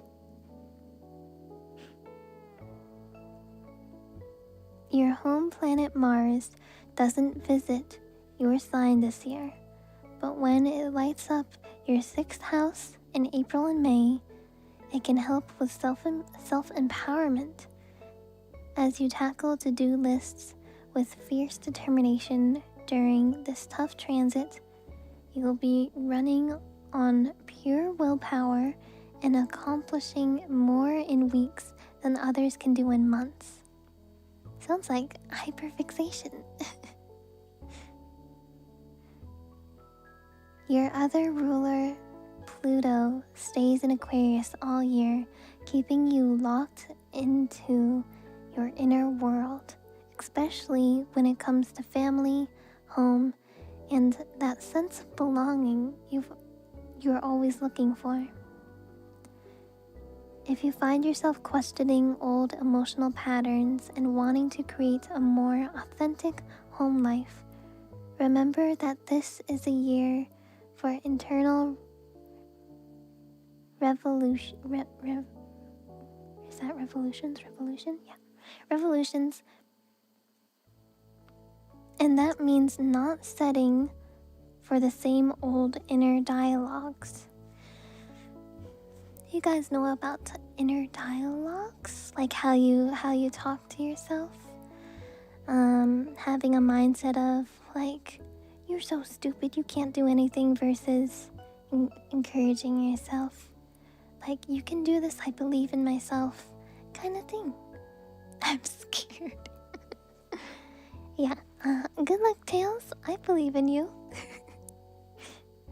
I believe in you. Okay. Next up we have Sagittarius. Do we have any Sagittariuses in chat? Sagittarius is November 22nd to December 21st. Anyone here? Oh, Slowpoke, you are cool. Better to have your shit together. My Ugu bear is a Sagittarius. Alright, so yeah, this is gonna be the Sagittarius 2026 horoscope. 2026 starts with a strong pull towards your roots. So Saturn camps out in watery Pisces in your family zone until mid-February. Your home life might be demanding more of your attention now, which can pull you out of your usual big picture viewpoint and into a smaller world view. You might feel a little claustrophobic, but this is your chance to strengthen your emotional foundation and step up where you're needed most.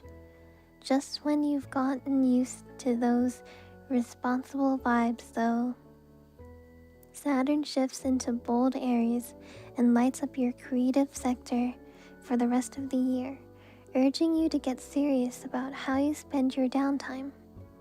As you feel pushed to commit more time and effort to personal passions, hobbies, or artistic pursuits, you might encounter creative blocks or self-doubt until you find your groove. Hang in there, it's worth it. Your mind expanding ruling planet Jupiter brings major inner growth early in the year, while retrograde in emotional Cancer. Wait, what? Early in emotional Cancer, by helping you uncover old emotional wounds and trust issues. Healing won't be linear, but it will be profound.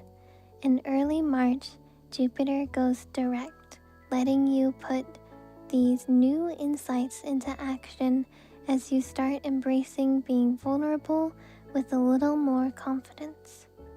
Then from July on, Jupiter jumps full speed into like-minded fiery Leo, renewing your spirit of adventure and reminding you of your wild-hearted explorer title. Traveling, studying, and exploring your spiritual side all look good on you now. And with transformative Pluto and intuitive Aquarius in your communication house all year, expect your inner voice and ideas to evolve too. You're able to express yourself more authentically than ever before, which can help you balance discipline with your trademark sense of adventure to prove you can create something solid while still chasing the stars. Yay! Autistic pursuits. Autistic pursuits. There we go. That is the Sagittarius one.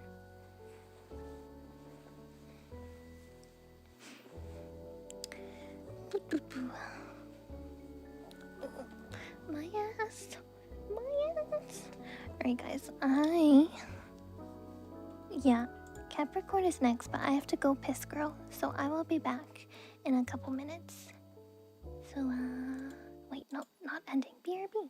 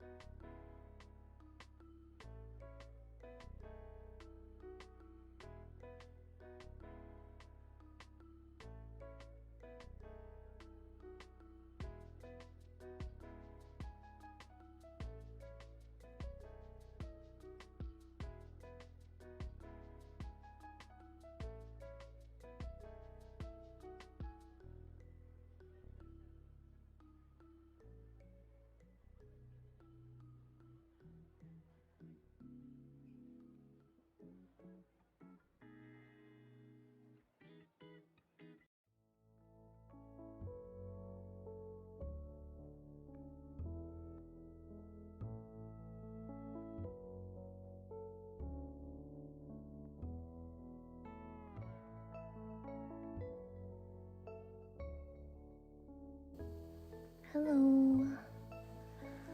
Hi. Thank you guys for the follows. I appreciate it. Okay, I'm back. I have realigned my tailbone. What's up? Hey. Oh.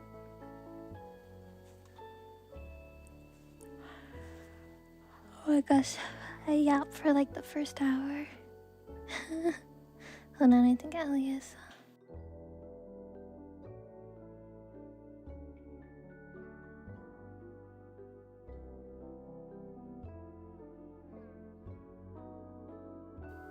Ellie needs to grab something. Alright, we good though.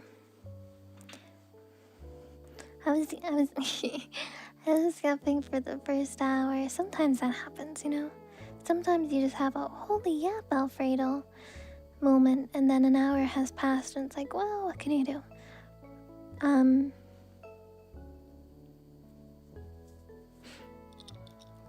Just because of that, I am for tarot card readings. I might limit them today. Oh, actually, show of hands, I don't know how many people here want tarot card readings.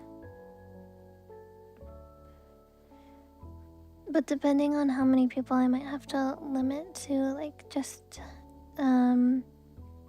like Twitch subs or YouTube members just for today. Just for today.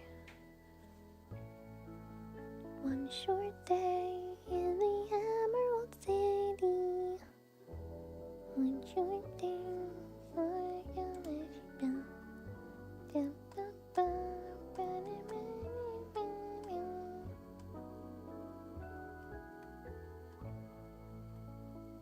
Damn, I was gonna do a Christmas karaoke, but then I never scheduled one. Damn. That's too bad. Oopsie. Oopsie. Just schedule it now. I'd have to delete the VOD anyways, but... yeah, impromptu. Okay, so we have... we have 3 more horoscopes to do. We have Capricorn, Aquarius, and Pisces to do. So Capricorn is December 22nd to January 19th. So be the Capricorn 2026 horoscope. So 2026 invites you to grow through emotional vulnerability and personal introspection, which might not come easily. With Saturn, your ruling planet, leading the cosmic way, you're more in tune with lessons about communication, home, and your sense of inner stability. From January to early February, Saturn in Pisces enhances your intuitive expression. So you'll be encouraged to be more creative and explore the softer, more imaginative sides of yourself, especially when it comes to personal relationships and understanding yourself. Once Saturn partners with bold Aries in mid-February, your focus shifts to family and the foundations that support you. As your 4th house lights up, you'll be thinking about themes around security, privacy, and early childhood patterns. And when this happens, some challenges can come up in your private life. Balancing responsibility with emotional openness isn't always easy for you, and you can learn some tough lessons in this area now. The retrograde period from late July to early December is especially reflective, pushing you to examine how your past shaped your present, going back to some aspects of your childhood isn't always pleasant, but the aha moments that come from it help you realize some of your control issues as well as build emotional resilience. Hazy Neptune also travels through Aries for most of the year, sometimes clouding your judgment around family matters or what home really means to you.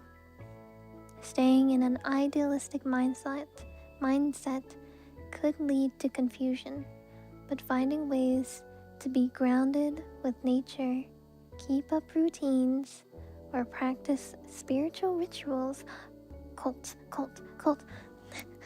can help keep your head clear. This year is about building from within by creating a more compassionate, self-aware, emotional foundation that strengthens every other area of your life. Wow! So what I'm getting from this is that we're gonna do a Bongo Gang yearly cult sacrifice ritual. Sounds like fun.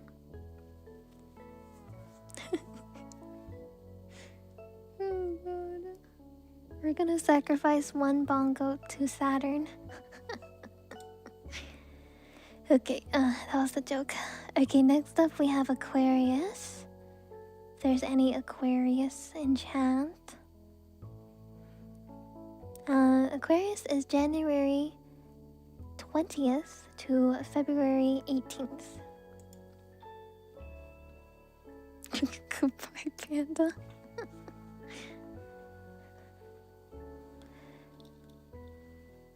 Hello. And it's now red. Oh, jeez. You land exactly on January 20th, damn. So you're like the starter Aquarius then. Cool. Alright. Aquarius 2026. Aquarius 2026 is a year of reinvention for you. Deeply transformative Pluto travels through your first house all year, giving you the chance to change who you are from the inside out. You'll be letting go of old expectations and showing up more authentically than ever during this transit. Because it's about total self-ownership. No more downplaying your quirks or second-guessing your brilliance, okay? Saturn starts in shy Pisces but moves into bold Aries mid-February, sharpening your communication skills and putting you in the position to speak your whole authentic truth. You'll now learn to express your ideas with both clarity and power, but remember that confidence doesn't require volume. Sometimes the things you whisper have more value than the things you yell.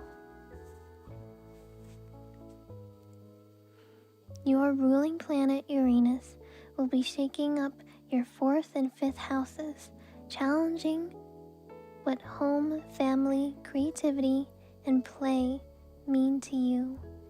In early 2026, you might crave distance from outdated routines. By late April, when Uranus enters Gemini, your creative instincts and thirst for excitement surge.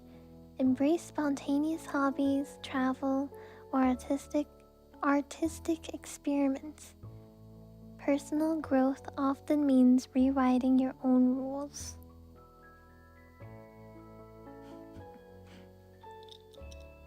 Health-wise, you may experience more mental and nervous tension, especially early in the year. Headaches, insomnia, and burnout are signs to slow down. Jupiter helps you with your wellness routines until late June, which is perfect for breaking bad habits and building healthier ones. Think gentle workouts, better sleep, and more time hanging out in nature. Through it all, remember that transformation isn't a one-time event, it's a process. 2026 I said 26 this time, right? 2026 calls you to break molds, claim your space, and own every part of who you're becoming. You've got this.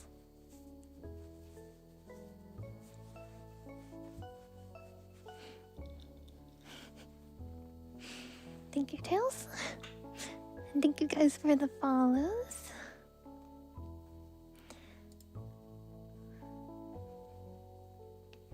Ooh.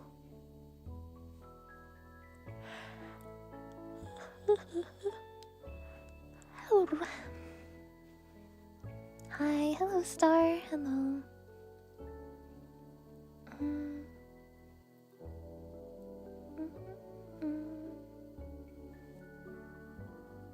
Oh, you'll be graduating. I see. Sounds like a new.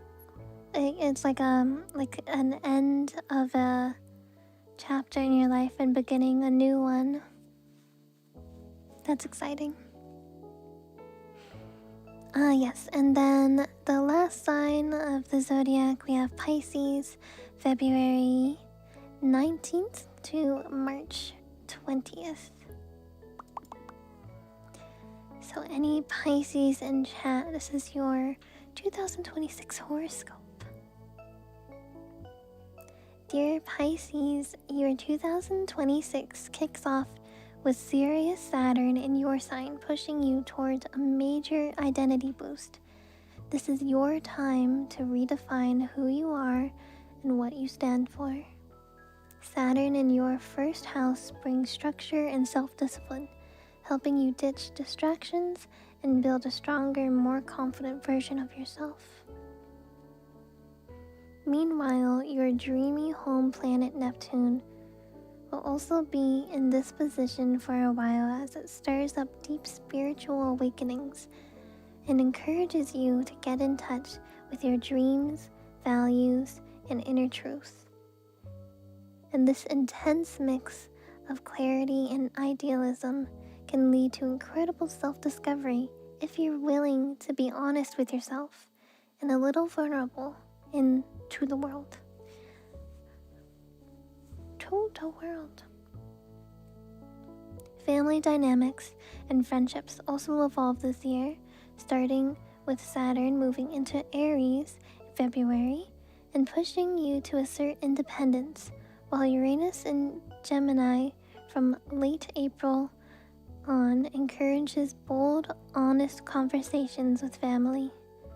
Your friendships might become a lot more practical than emotional, especially during the Capricorn full moon in June. But surrounding yourself with grounded, goal-driven people, you are opposites in many senses, actually helps you thrive. You're learning that true connection isn't about just excitement and intensity, but instead it's about trust, growth, and showing up for yourself and the people you care about. Then, in early September, a full moon and lunar eclipse arrive in your sign, lighting up your first house and highlighting your sense of identity and personal path. This cosmic turning point could spark a major internal or external makeover, so get ready to surprise people who think you're predictable. Eclipses always tend to shake things up, but this one has the potential to steer you towards something truly remarkable. Stay open to surprises, because nothing about this energy is expected. Ooh. Sounds like a lot of good surprises for Pisces this year. Fun. Hi Deb, hello, happy holidays. Hello, good morning. Good morning, Sonic. And yes, that is all of the 2026 horoscopes for the upcoming year.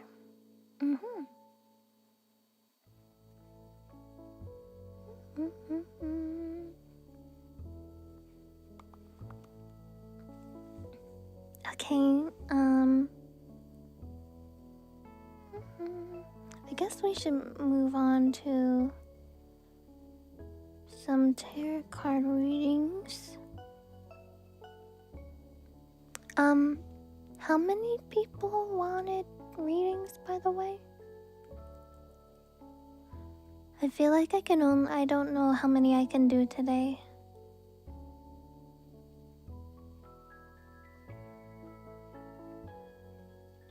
Do you want a list? Yes.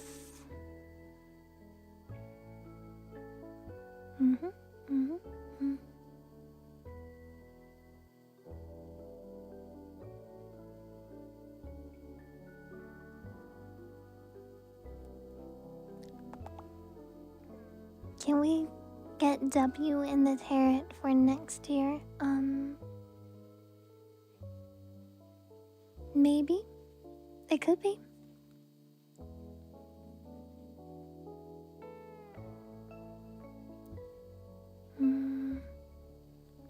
If anything, depending on how many people, I will get to as many as possible. But one of the sub perks for Twitch and YouTube is if you are sub to the channel or have a YouTube membership, you guys get priority in readings. Beaming raid, oh so cute. Oh bunny, cute.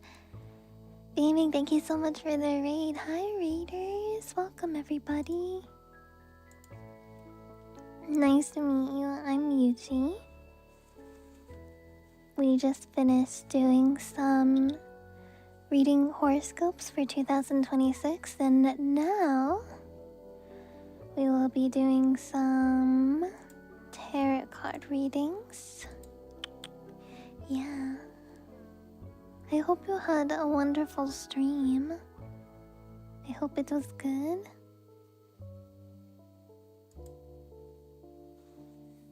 I haven't done tarot card reading in a while. I'm kind of nervous. I'm kind of nervous. I haven't done it in a while. That's okay.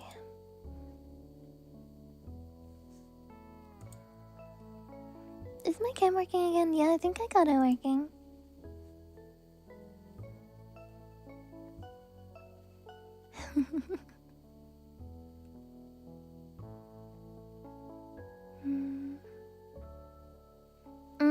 Yeah, that's also true.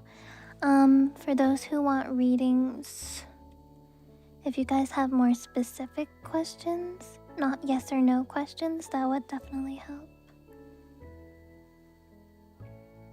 Yes.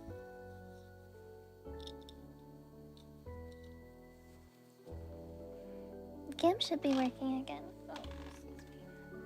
My keyboard making some funny noises. A Pokemon as a pet. I was actually talking about my Pokemon team last night with Allie. My Pokemon team would be Leafeon, Togekiss, Flygon, and Lapras. Those would be my Pokemon friends.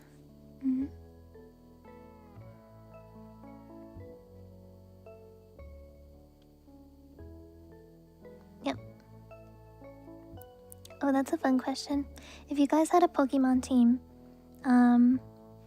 and your Pokemon team doesn't need to be like for competitive things. It can just be aesthetic and just be Pokemon that you like, Pokemon that you'd want to have as like your friends kind of thing. What would your team be? But yeah, I think that would be those four. You know, another good thing with Leafeon is Leafeon is a natural air purifier, which is really good for my allergies. Oh my god, Speel is so cute. Yeah, Speel is cute. I was also thinking maybe I would have an Altaria. I really like Mega Evolution, and Alteria's Mega is really cute and fluffy. Big, cute, and fluffy.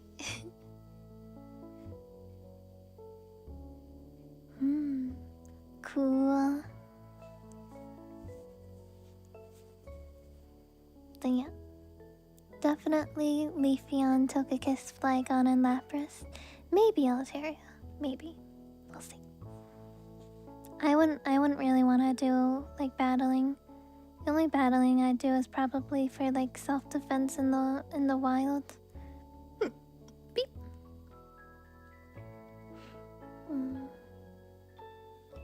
Mimikyu's so cute. Allie actually said that she would want to have a Mimikyu. Anyways, I'm gonna turn the camera on. Yes. Oh, there's a loud truck outside. Okay, don't get jump scared, everyone. It should be working. Yay! Also, speaking of, look at this came in the mail. Look at this little Leafeon creature. Look at this thing. Oh my god. It's so cute. I don't even remember getting this, but it's so adorable. It's so cute. It's really cute. I just want to like throw it across the room. I'm not going to, but I want to. I want to throw it across the room. I'm getting cuteness aggression. But it's like one of those little cute creatures, but in like a Leafeon form. So cute. I love it. You can hang out here.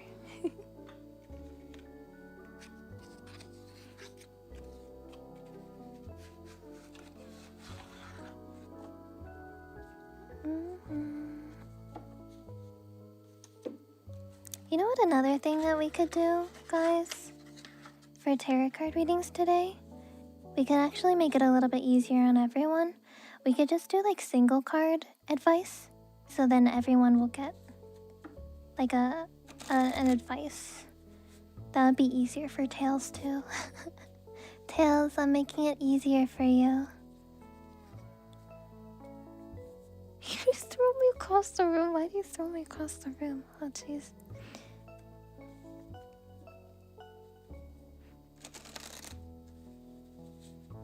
That might be easier to do. Less complicated. Tails, I'm changing things on you.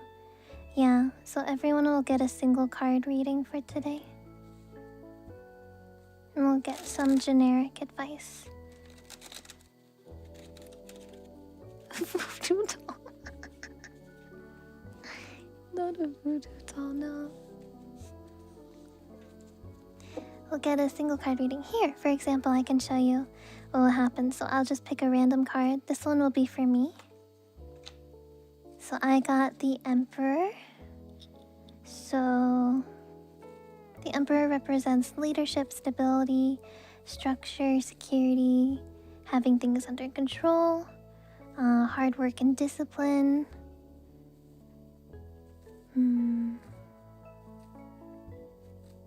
Having the power in my own life to set my own rules and boundaries.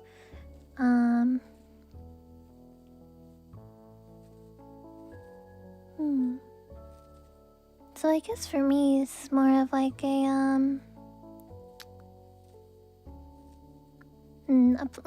I'm thinking about how it applies to my own life. I think it's definitely relating to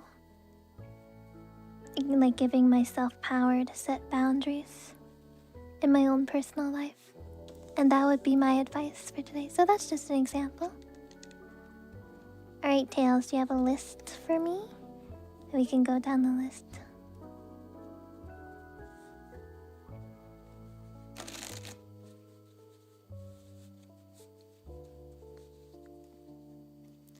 tell me who's first. Good morning, Nick. Hello. Hi, Will. Hello. Start with Beamy? Okay. Alright, Beamy. The world. The world, though.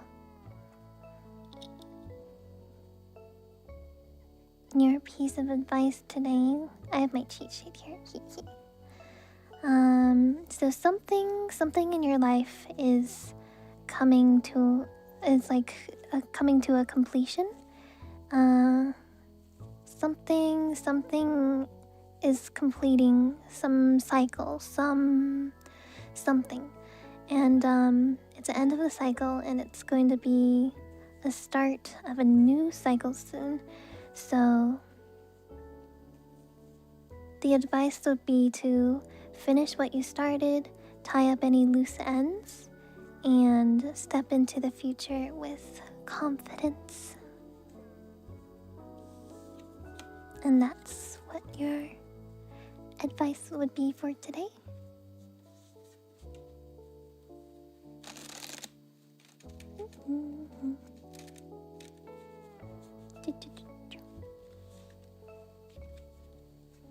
Alright, Tails, who's next? You have Ouroboros next? Okay.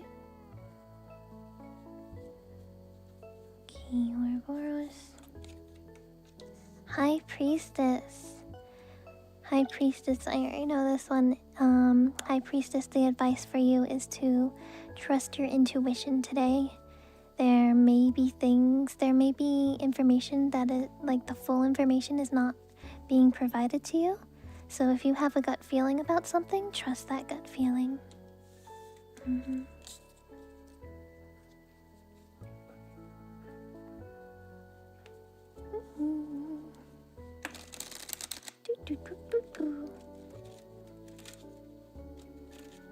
Good morning, Philly. Oh yeah, happy holidays, everyone, by the way. I'm so in the moment, I forget that Christmas is like 2 days away. And Hanukkah was last week, and I think Kwanzaa is also this week on the 26th. So for people who celebrate around this time, happy holidays, Merry Christmas, and happy holidays. Christmas, just 2 days away. I'm so excited about this information.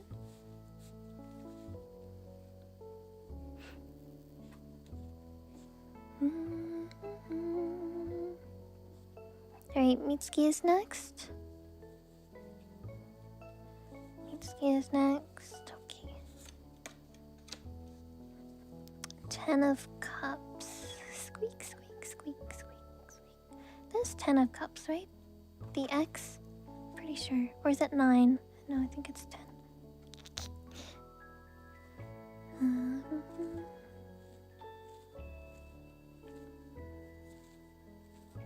My camera froze. Oh no. Damn. I don't know how to fix it. I'm gonna deactivate it and then activate it again. It's broken. Well.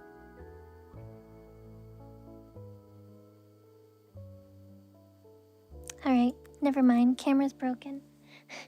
I guess I'll just do one without the camera. I'll just tell you guys what you got. Alright, anyways, Mitsuki got 10 of Cups. 10 of Cups is about having harmony in your relationships and your family, so it's encouraging you to make peace with any conflicts you may have in your relationships or family right now. Good night, Ness. Sleep well. Good night, good night.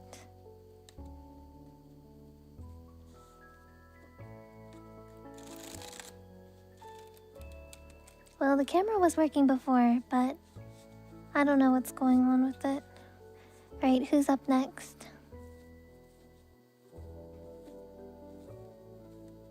Next.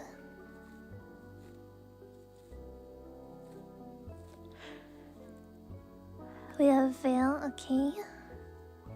veil, you have 3 of Cups. For 3 of Cups, it sounds like you will be experiencing some kind of social gathering or celebration. Could be for the holidays, potentially, with friends or family. And I think the advice is to open yourself to your friends, family, community, and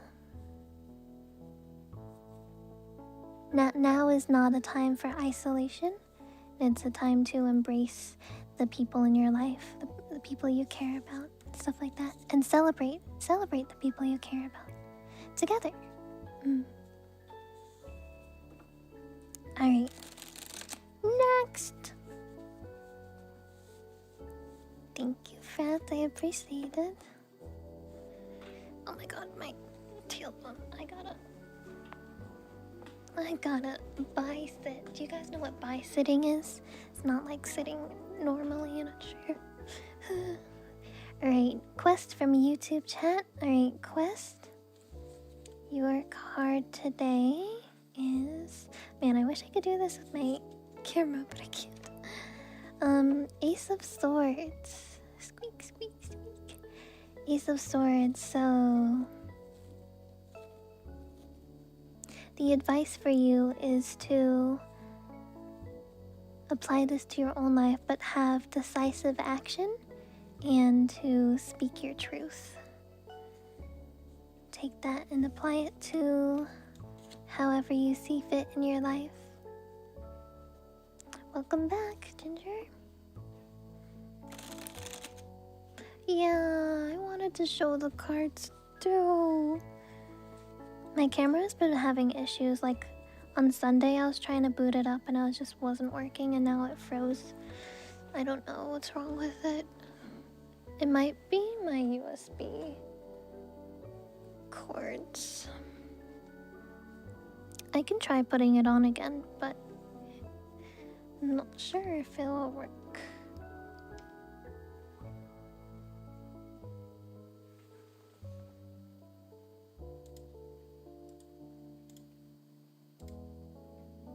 Wow, it's so it's so fucked. No, it's so fucked. Ugh.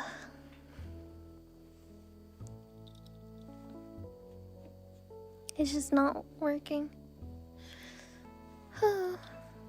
Sad. Alright, who's next? Omega? Alright, Omega.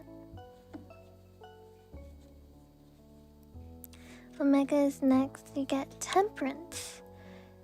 Temperance is asking you to find balance in your life right now.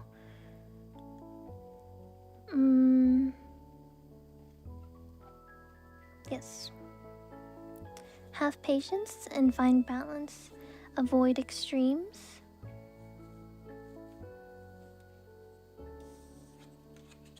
Yes. Alright, who's next? Who's next, Tails?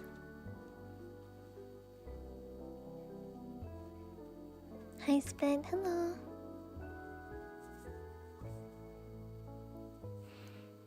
Maybe I will get the camera working again one day, but for now it's just super fucked.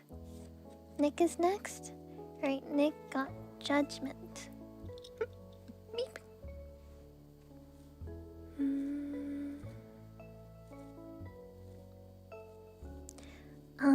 So Judgment is asking you to do some self-reflection today. Really look inward at on yourself. Self-reflection type of day. Yes.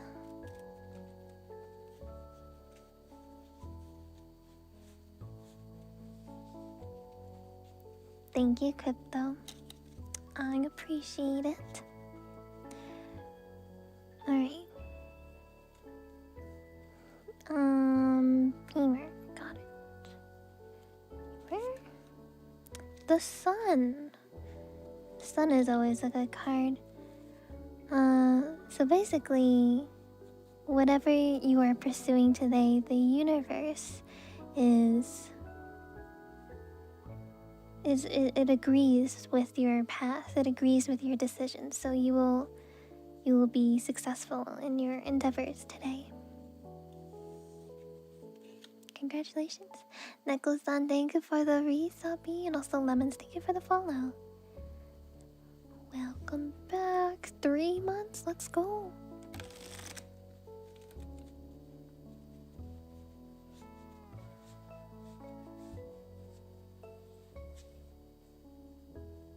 Alright, who's up next? Tails?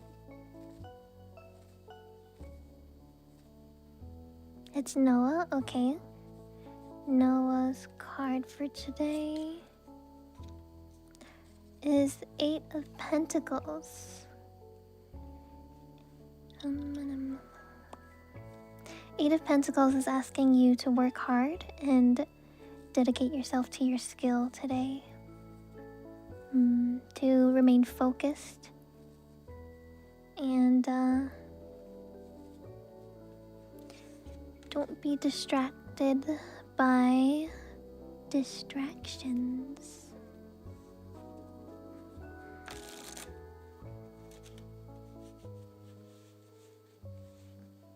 Next up,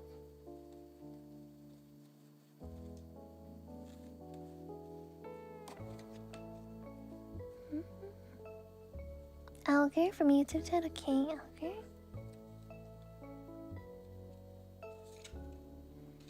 Oh boy. 10 of Swords. It's always fun when you get a Swords card, am I right?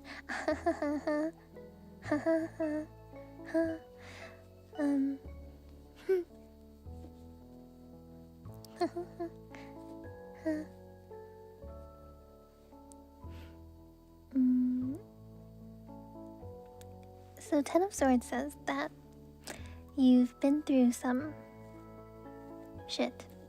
You've been through some shit. And it's finally ending. You're finally gonna catch a break. The worst is behind you. Only gets better from here. So it's asking you to try to think, what is the word called? Think with more optimism right now, because things are gonna finally start going your way. And if you're stuck in a pessimistic mindset, then you're just gonna be stuck there. So it's time to think more optimistically. Optimism. And that will help you move on from all of the difficulties you've been going through recently. Alright, who's next, Tails?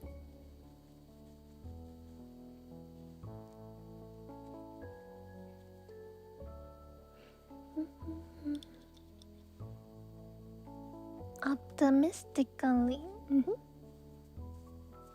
Alright, Philly is next. Got it. Okay, Philly.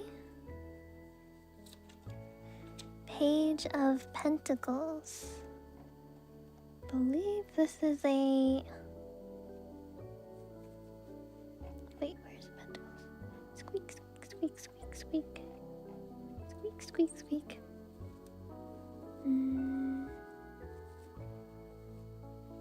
Page of Pentacles is asking you to focus on material goals and financial stability today. So, no overspending and stay on budget type of thing.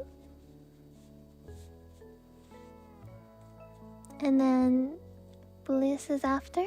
Alright, Bullius. Thank you guys for the follows too. Thank you.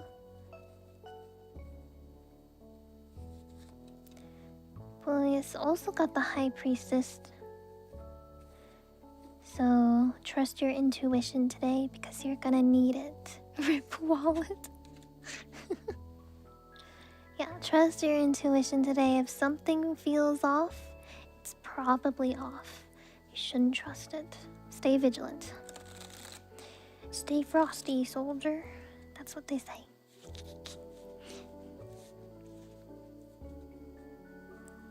Alright, Panda is next. Got it. Panda has the Seven of Swords. Seven of Swords. Okay,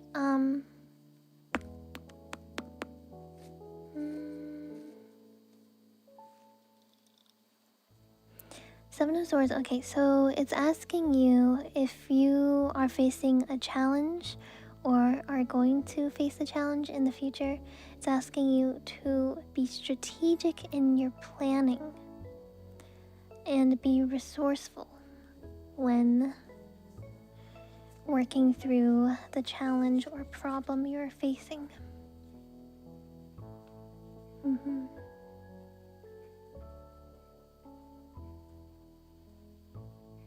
I got some don't gifts, really? I like the cinnamon stuff. I've been reading more. I've actually been enjoying reading.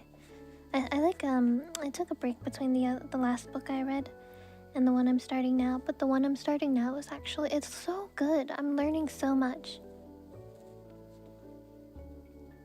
And I'm also reading like English words that I don't normally see, so I feel like I'm getting smarter. It's almost as if reading makes you smarter or something. Jeremiah from YouTube chat. Okay, Jeremiah's card is Three of Pentacles. Three of Pentacles is about apprenticeship. So it's asking you to learn something from someone else today. Yeah, learn something from someone else. And not just like anyone, but like from someone who knows more than you. Really take their lessons or knowledge to heart and remember it.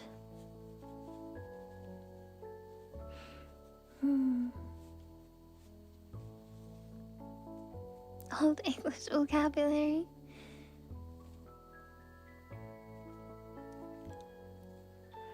Okay, who's next, Tails?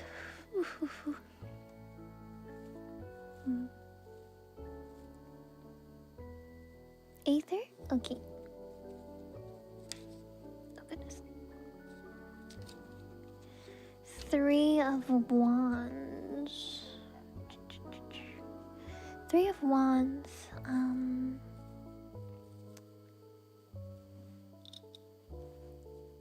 Three of Wands is asking you to not procrastinate today, and if there's something that you want to create, if there's something that you want to do, now is the time to get started or continue if you paused. It's time to get back into it. It's time for action. It's time for action. The time is now. Alright, who's next? Who's next?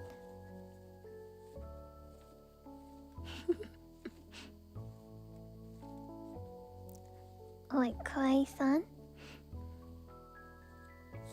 Kawaii-san got the Empress. Squeak, squeak, squeak, squeak, squeak, squeak, squeak, squeak, squeak, squeak, squeak, squeak, squeak, squeak.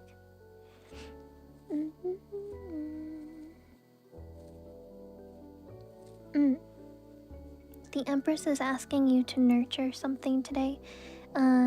Nurture, it could be yourself, like your health, your mental or physical health, nurturing your health. It could be nurturing someone else in your life, a family member, a friend, even like a pet. But it's asking you to be nurturing today, whether it be for yourself or someone else. And that'll be beneficial to you, no matter who it's for. Okay, who's next?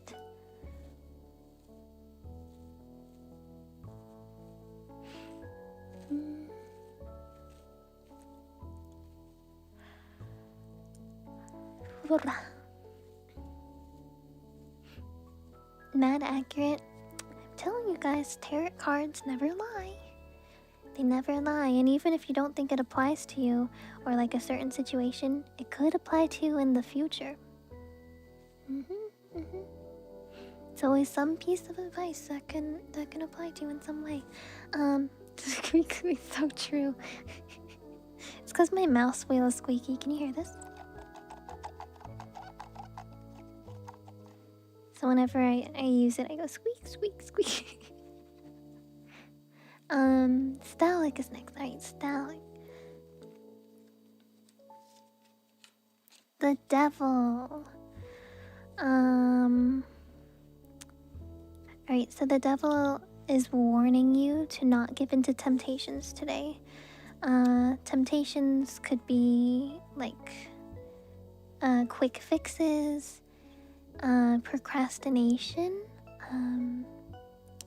more direct things could be substance abuse, like drinking or drugs. It's to, do not give into temptation today, because it will not benefit you, whatever it may be.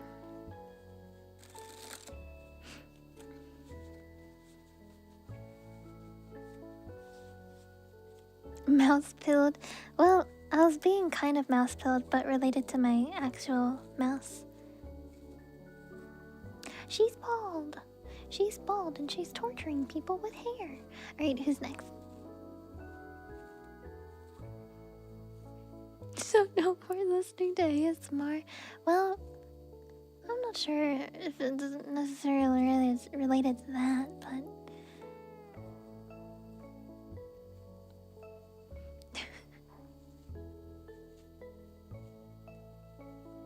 an 8-10? Okay, an 8-10. Card for you today is the Magician. Oh boy.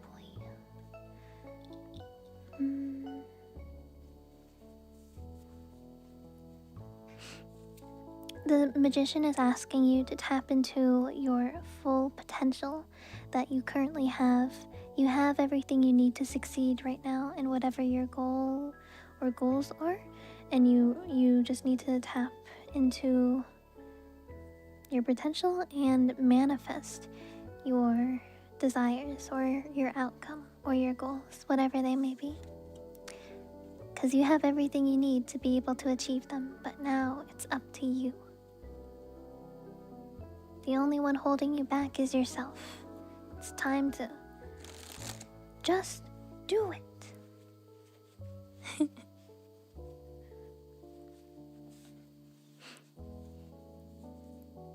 Alright, who's next? My tummy is hungry. Now it's Ginger. Alright, Ginger is next. Can you hear my tummy? Oh my god, it's so loud. It's accurate? I wish you the best of luck then. Alright, next up we have Ginger, right? Ginger. We have 10 of Pentacles. Oh god, I have to cough again.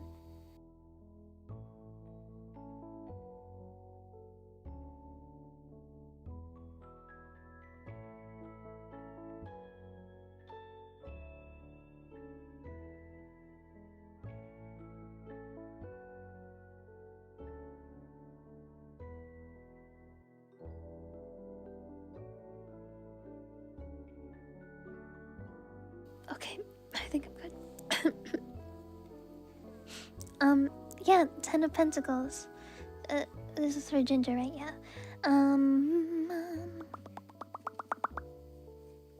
So the advice for 10 of Pentacles for today is to focus on your long-term goal for well-being, for like your well-being, and to make decisions today that will create a long-lasting positive impact. So making good decisions today, thinking about how your decisions today affect your future, kind of thing, how it affects your future, as in the future of your health, whether it be physical, your emotional,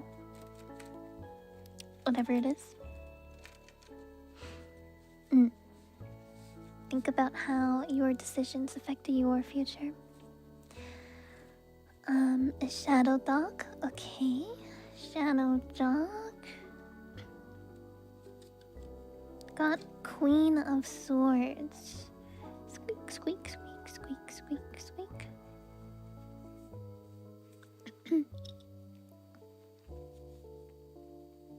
Queen of Swords is asking you, the advice for today is to stand up for yourself by creating healthy boundaries.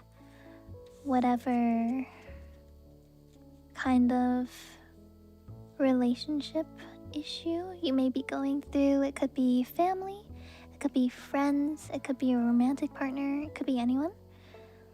Stand up for yourself and create those healthy boundaries, and it'll be better for everyone, especially yourself.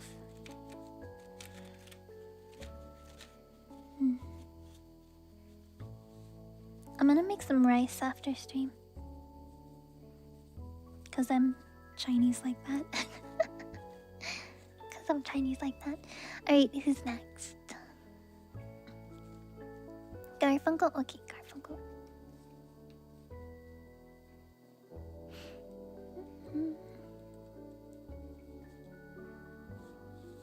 Thank you, I appreciate it.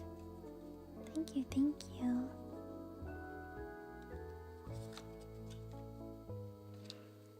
Alright, Garfunkel's card is Queen of Cups.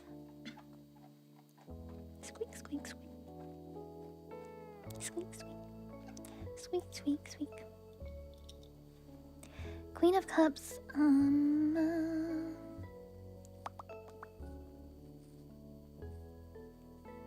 let's see.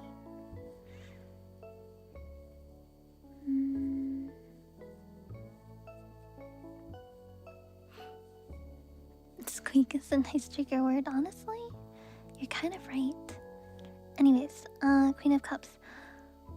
It's asking you today to have emotional maturity. Apply it as you will, but you will benefit from having emotional maturity today. Things will go your way if you're able to be emotionally mature in whatever situation it may be. Alright, who's next, Tails? Also, how long is the list? We're almost at 3 hours and my tummy is empty. Empty. Yay, list is over. I'll do one for you now. King of Wands. Squeak, squeak, squeak.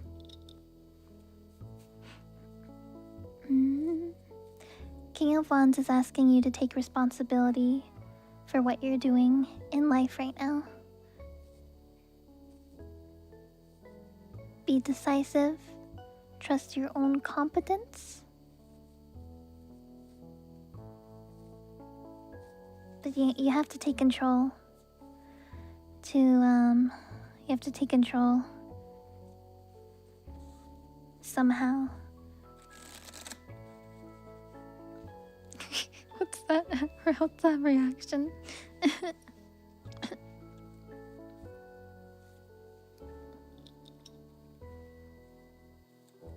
We can quickly do one for Twisted. Yeah, Twisted, I'll do one quickly for you.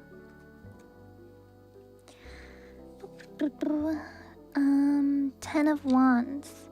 So Twisted, it seems like you are carrying too much. You're carrying too much.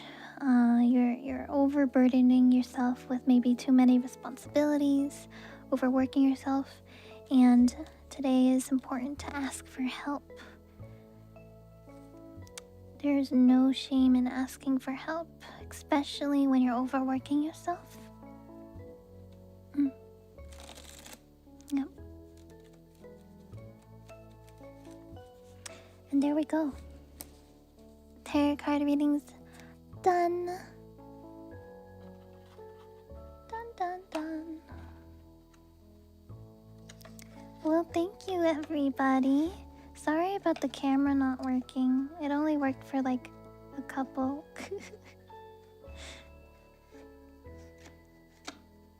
Need a break? You deserve a break. That's a lot of work. You totally deserve it. Yeah.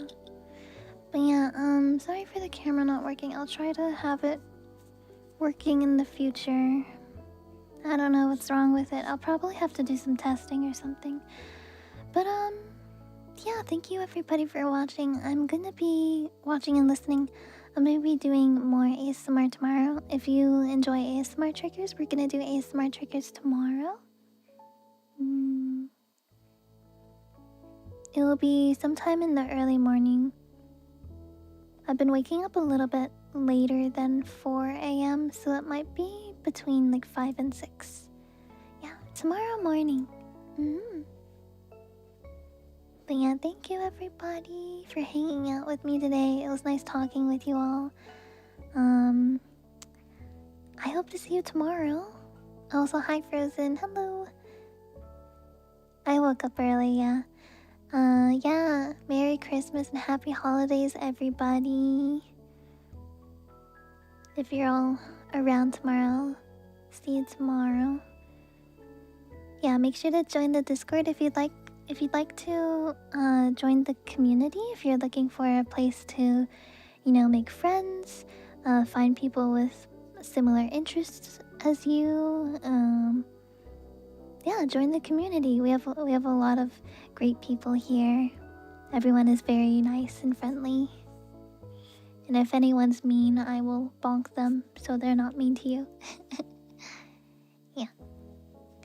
I'll see you guys. I'll see you guys tomorrow morning. Have a good rest of your day or night, whatever time zone you may be in. Merry Christmas and Happy Holidays. Bye bye. Goodbye.